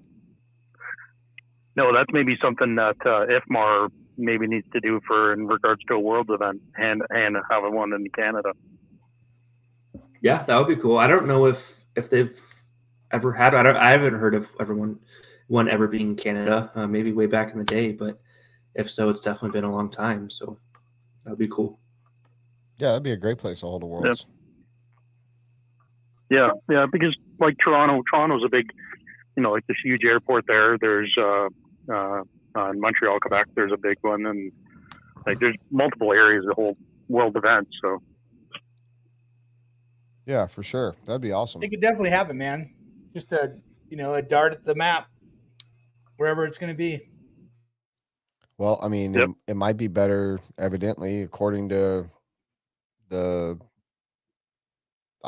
consensus. It might be a lot safer. I don't know. Doesn't sound like everyone wants to go to Brazil. Brazil's kind of hit and miss. I've heard that. There we go. Sorry. Yeah, I would definitely say so. There's that Wi-Fi kicking in. It keeps cutting me out for some reason. For a second there, I thought you were just like squinting, like you're about to fall asleep in your chair. But you were frozen. I was just taking a nap real quick. But that's pretty cool that you can still make this happen with no Wi-Fi. That your phone service is that good. It's magic. Yeah, I can see the towers right now from my house. It's they're pretty close. But, nice. Obviously, not that's what I quite do. as I build ideal. those. Oh, cool. Yeah, 5G though. I mean, I've heard a lot of bad about Yeah. that 5G crap. Do got 5G? Nah, nothing bad about 5G. It's just more powerful.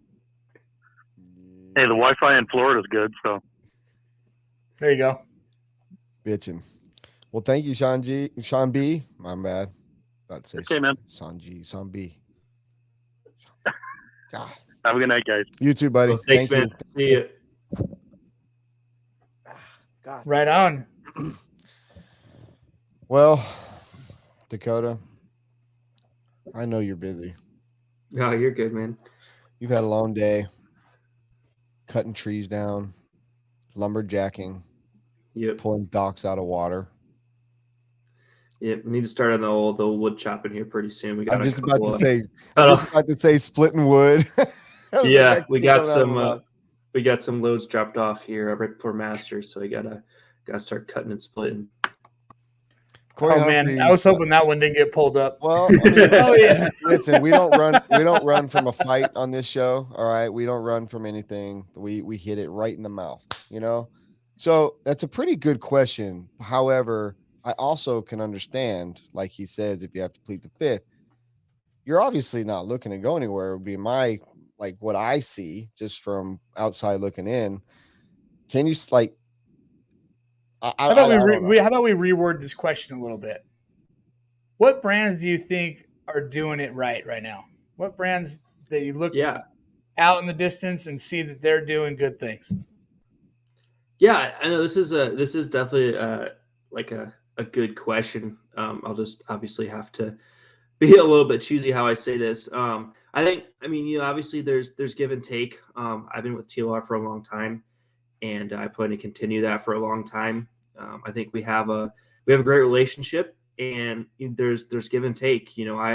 I've had bad years in the past, and sometimes they've had bad years as far as cars go and stuff, and it's just a give and take relationship that we have. I think everything has been, great here the last couple of years. Have a really solid program.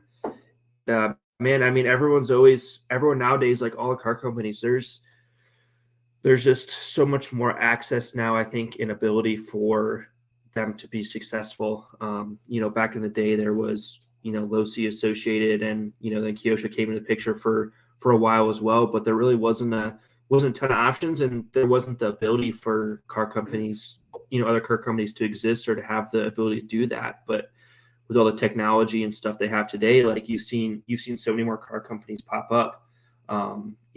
For the most part, like all of them, have good stuff. It's not there's not anyone that's, leaps and bounds ahead anymore.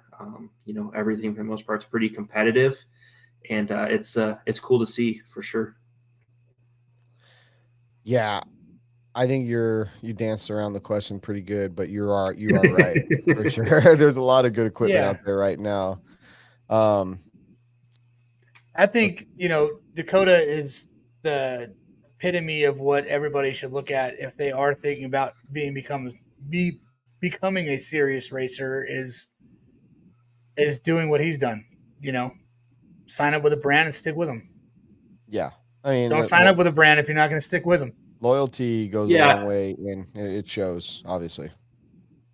Yeah, and I've always, my parents kind of obviously brought me up this way to a certain extent, and I always try to pick, it for me, it has to, some of it has to be about the money.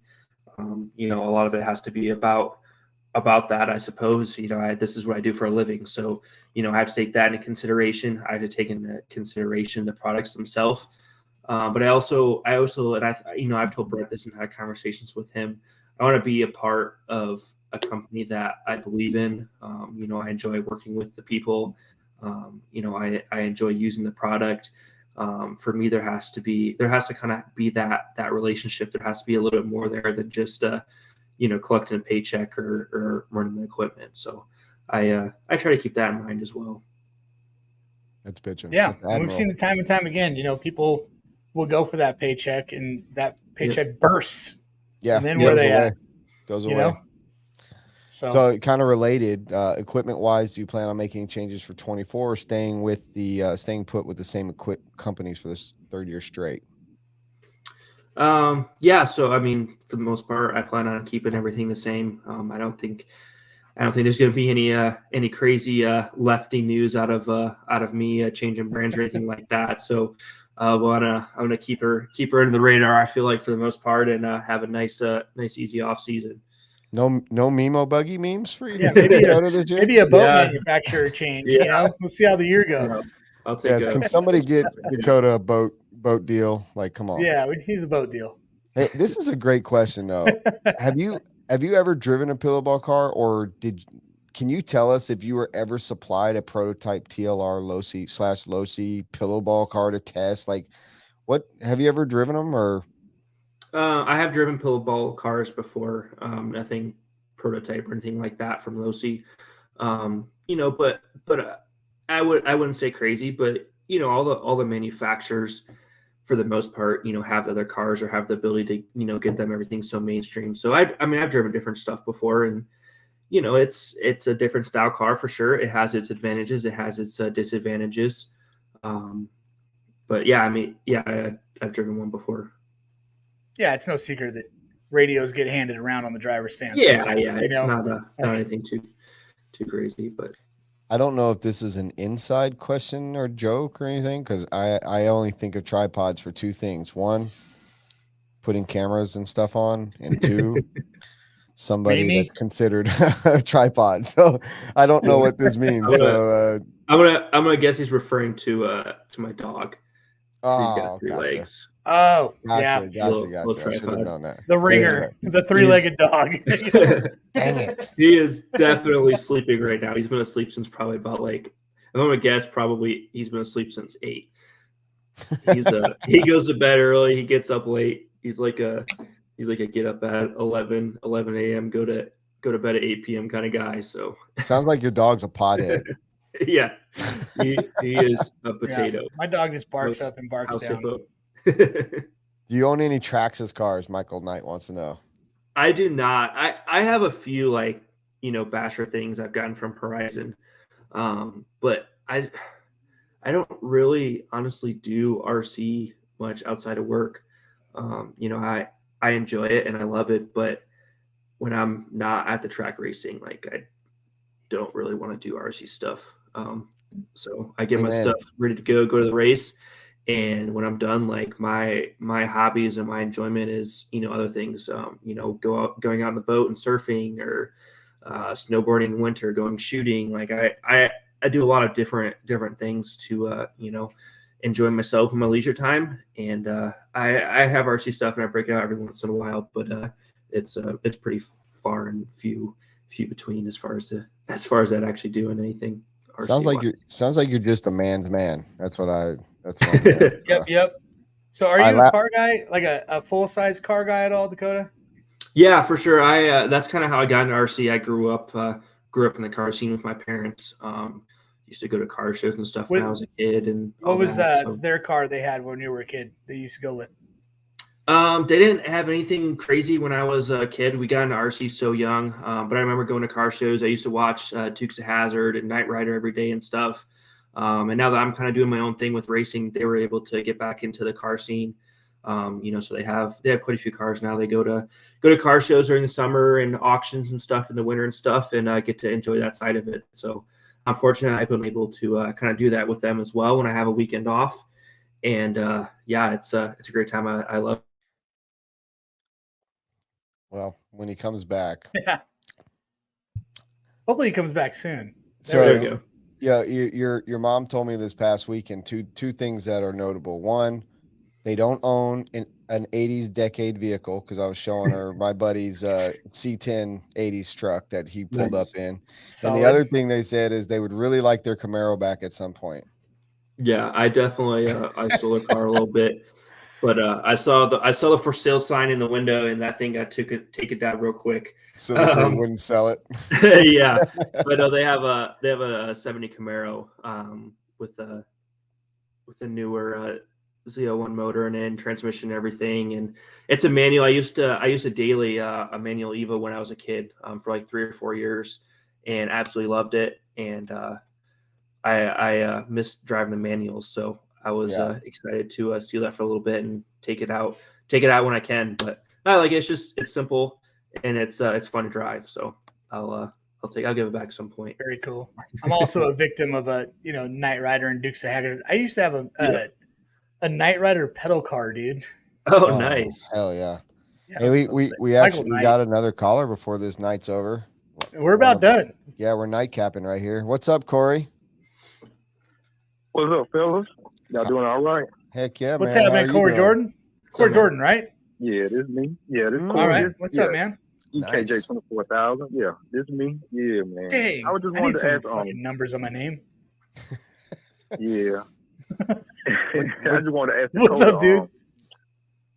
Hey, nothing. Everything's good, fellas. Everything's good, man. I was just want to ask Dakotah.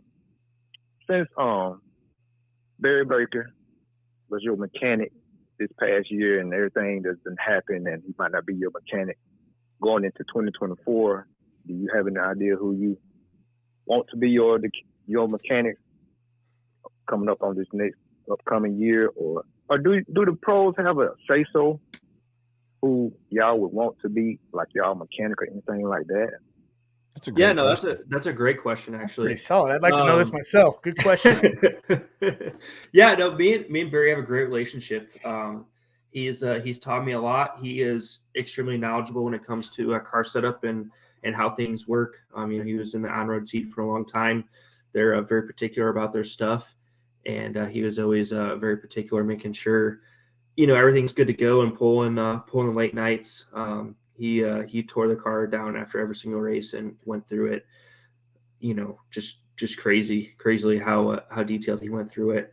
I don't know exactly what's happening next year, exactly what the plan is. But like I said, I will say I've loved working with Barry, and if we are able to figure something out, that'd be awesome. I do have a pretty good say as far as like having someone come to the races with me for help in that aspect, whether it be pitting or setup or working on the cars when I need help. I have a pretty good thing worked out with Horizon to be able to do that and find a person and have that person come. I think that it's not to a certain extent, it's just nice to take some pressure off my shoulders, but also when we're doing these races and having if there's open practice or we're back to back, some of the races they'll do all the pro heats together, which is great because we're not there for 12 hours a day. But when we're having cars back to back, I may run e-buggy, try something in my e-buggy, and nitro buggy might be up in 4 or 5 races. And if it was a good change, trying to get that onto the nitro buggy car, it's nice to have someone there to be able to help you. Same thing like going into main events. We do, full rebuilds on the cars before going into the main event, tear everything down, get everything cleaned up, re-greasing the hinge pins, going through all the bearings, changing out any bearings or re-oiling everything, redoing all the diffs, all the shocks, engines, going through the electronics. So it's a job, you're spending a couple hours in each car getting ready to go for the main event. So it's really nice to have someone there to be able to help you tear down. And even if they're not doing the major things, you could have, you could be the guy who rebuilds the diffs and the shocks, while the other person just kind of goes to the car and cleans it up and makes sure that, all the screws and nuts are nice and tight, things like that. So yeah, just someone you can trust and really, have be a part of your program. It's hard to it's hard to find someone that you can trust and have that communication with. And I haven't even touched on as far as like setup goes and things like that. But I could go on for a long time about that. But it's just important to have trust in who you're working with. Yeah, for sure. And Barry was definitely very beneficial for your program while he was there, and I'm pretty sure. I would assume just by what you said, you would love to have him if things were to work back out. So, yeah, for sure, it makes sense. Yeah, like I said, you got a whole lot of stuff. Like you said, to get ready. Cars like other cars, and then to turn around and just say get your nitro buggy ready. Each person can be on each car. You know what I'm saying? And just say time. Yeah, so. no, for sure. But yeah, for sure, and getting tires man, ready hope, and all that stuff. Yeah. But yeah, man, I hope everything fall in order for you, and you can, find someone if you don't get very bad that you can really trust in. I appreciate it, man. Thank you. It's not this guy, I'll tell you that right now. Not that guy.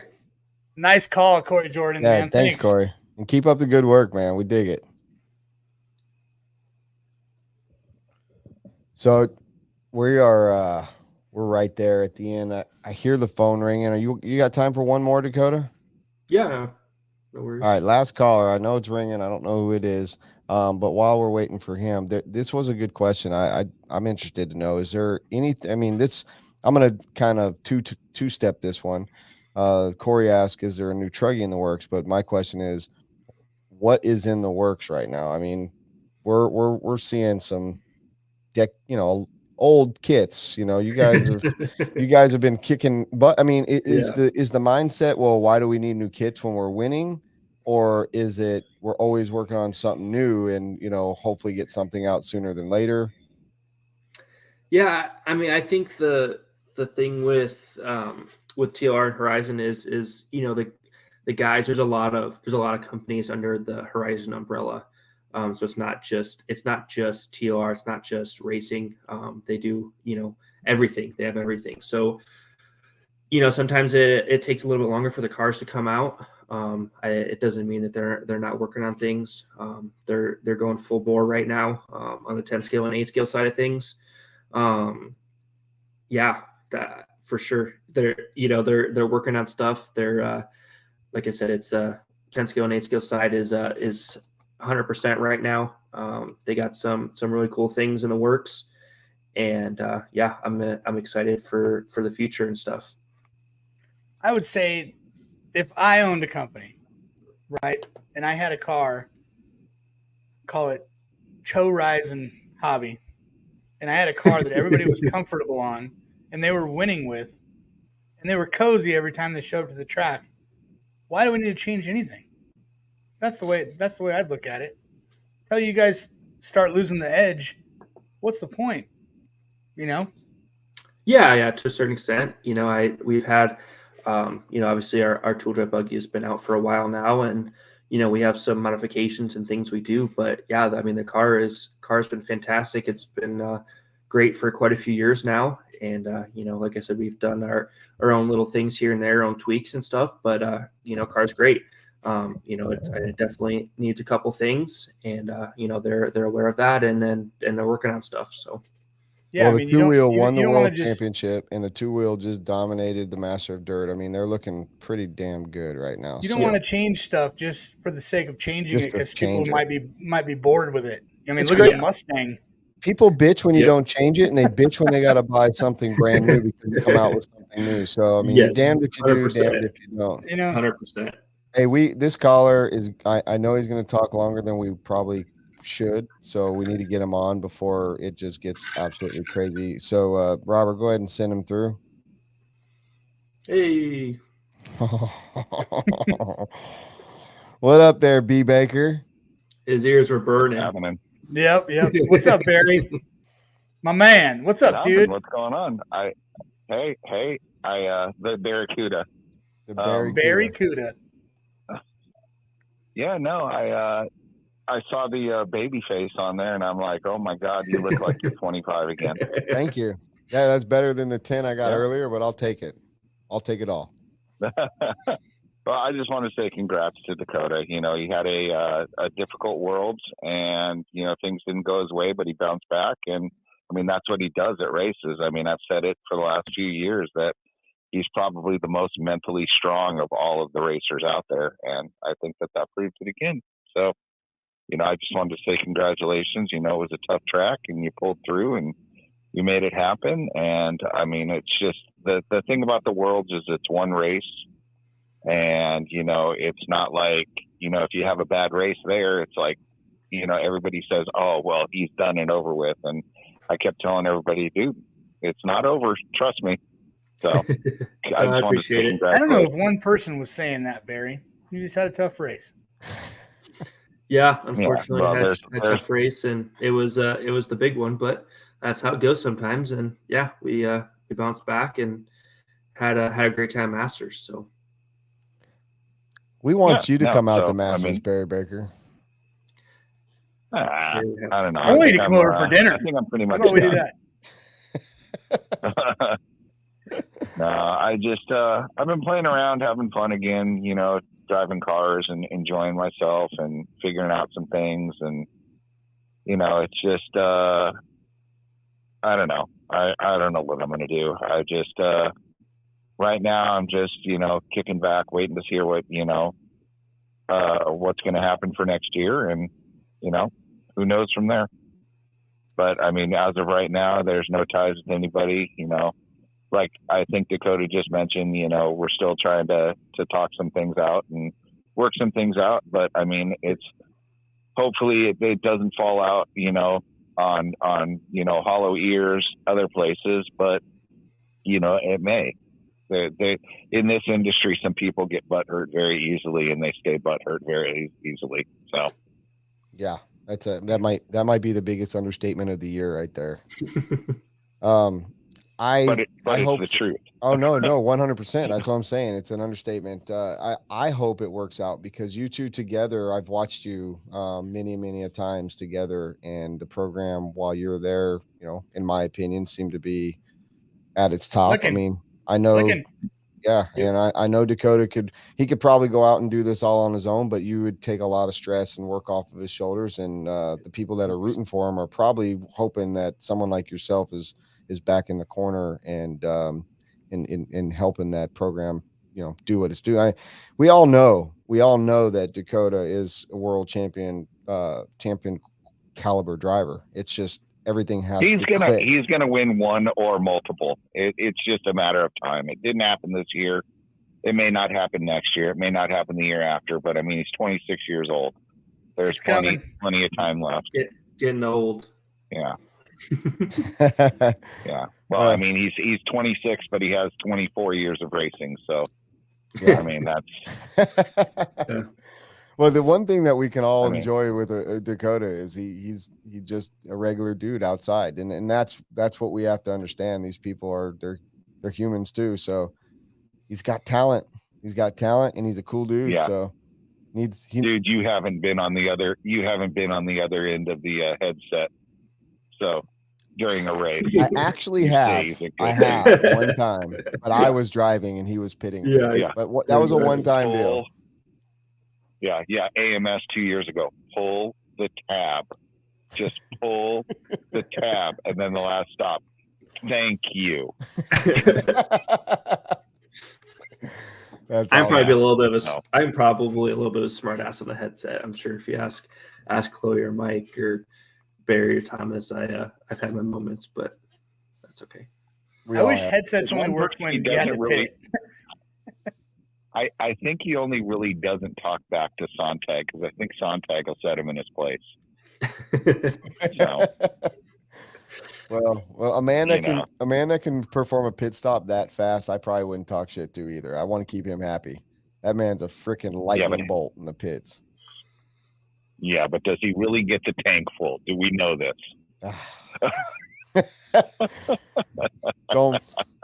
I say yes. I'm saying yes. That's all I can say. Yes. Yeah. Well, no. So I just want to. I love Mike. I'll call Mike. Mike. With him doing his other job, like traveling around and dropping off things and picking up stuff. He's on the road a lot, so I'll be home from work and I just dial up, Mike and talk to him. And I mean, it's so fun, talking to Mike sometimes. I mean, it's a good time. So, I love Mike. I love, just the time that we all spent together, being, Tater and Mike and Dakotah and Chloe and, everybody, even Thomas and stuff. I mean, it was a family, pretty much.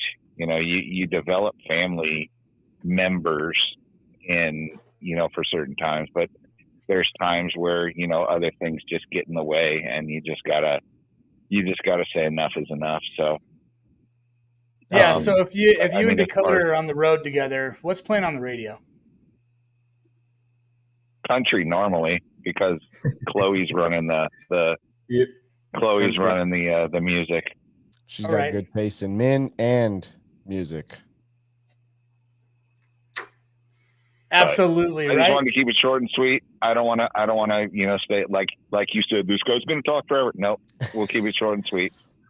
Well, but I gotta finish watching the Diamondbacks beat the Phillies, which will be nice. Well, happy anniversary to you and your wife, number one, and thank you very much for calling, and thanks for all the support and listening to us jibber jabber with these dudes and everything else. Yeah, I hope to see you guys all at races again. It'll be, we'll see what happens. But, I mean, I never rule out anything. And like I've told Dakotah, I've had multiple people call me up, and I mean, probably the weirdest one was Nico, who said, can you please come to AMS to help out, Canas and Barufalo? And I'm like, no. So. I'm like, I'm not gonna, like I told Dakotah, until it's finalized and he tells me that he doesn't want to work with me anymore, I'm just not going to entertain anybody's offers or anything. That's just the way it is. I love that. And, I've committed myself to that, but also it's to the position where, like I said, if people are can't handle me, even, I mean, it's just like, it's like a golf teacher. Okay. Golf teacher goes out and he works with multiple different companies and multiple different people, but he's still, coaching or golf, being the coach of these people that are competing against each other, and I mean, it shouldn't be, if I'm doing something on my own and having fun and stuff like that, it shouldn't come into the equation. So, yeah, I mean, Splinter never quit on the Ninja Turtles, dude. No. Ever. Yeah, he was always Splinter. That's a perfect analogy. Yeah. Thank you. Yeah. That's always Chase is always good for those. And by the way, Chase, you're getting up there in age, and these backside, flip rodeo, whatever you do on these, skateboards, dude, you're gonna hurt yourself. Well, I'm just that's saying. what makes it fun, dude. Good talking to you, Barry. Good hearing from you, man. Yeah, good. Thanks, Barry. We'll talk guys. soon. Hey, you guys, man. Have a good night. You guys have a good one. Okay. Thanks, Barry. All right, later. Bye. Man, epic. Thank you, Dakotah, for spending this amount of time with us. Man, Masters of Dirt, 3-time champion. You got so much going for you. You got so much going on right now. Such a great support system. I mean, I was telling the story right before you got on. I never really finished it. It might have been even before we got on, but I was telling Chase. And the reason why I tell this is because your wife's awesome. But your wife was walking up to me, and I thought she was coming up to walk to me and give me a hug and and all on her way back from Chipotle. But I'd shaved that morning, and she didn't recognize me, and like actually took her eyes and went the other way and walked right by me. Gave you the cold shoulder. Yeah, and then when I finally went over there, she's like, "Oh my God, that's you!" But your support system, your wife, all the people at TLR. A lot of people have a wild opinion of Horizon. I just figured out. I'm sorry to interrupt your heartfelt thing, but no, I just figured out who you look like. Please tell us, please. You look like Garth, like when he was the Turtle Man. When he was like, Turtle. That was dude. I just nailed it. Party on, Garth. Sorry. Yeah. Sorry to interrupt the moment. But anyways, you fucked the whole moment up. Anyways, dude, thank you, Dakotah. You're a bad mofo. Chase, Dean Carvey. I don't know what to say about you tonight, other than Splinter's awesome, and I feel great to be Dan and Carvey. Yes, I'm good with that. Solid. But thank you all for watching. Dakotah's falling asleep. Thanks for your time, Dakotah. Oh, he's out. Good night. He's out. Sweet dreams. There he is. Just for good measure, one more time. I had to put out here real quick. I was getting a little sleepy, so took a power nap, and I'm good to go now. That was awesome. Well, thank you everybody for watching. Thank you, Dakotah. Tomorrow needs you. Freaking, the podcast is gonna be here in 2 weeks. You guys all figure it out. I don't know what else to say. I'm fucking tired. Oh, watch out, Dayton, Ohio. I'm coming to see you tomorrow morning. Everybody else, get the fuck off the road, because I'm not stopping with this beast of a bus I'm driving back with. So anyway. Chase. Real quick. Yeah. We got a little bit of, there we go. Yes. New merch drop coming soon. Yes. Man. Damn it, man. We're working on some new stuff. Rad, the merch dude. is bitching. That is not even what I saw. That's another badass piece of merch. Yep. Whenever that stuff launches, we're gonna put it up. It is badass. So everybody be on the look for the new DP merch. It is a pretty cool hat you're wearing too, by the way. Just saying. Anyway, let's fucking go to bed. You just took a whole day chopping wood, man. Like, you deserve some sleep. Chase, I know you got to wake up tomorrow at some point, and I've got a 6 a.m. flight, so I got to be up like 4:30. So y'all have a good night. Cool. Thank you, everybody, for the support. Thanks for watching, everybody. Man, that was fun. See you in 2 weeks.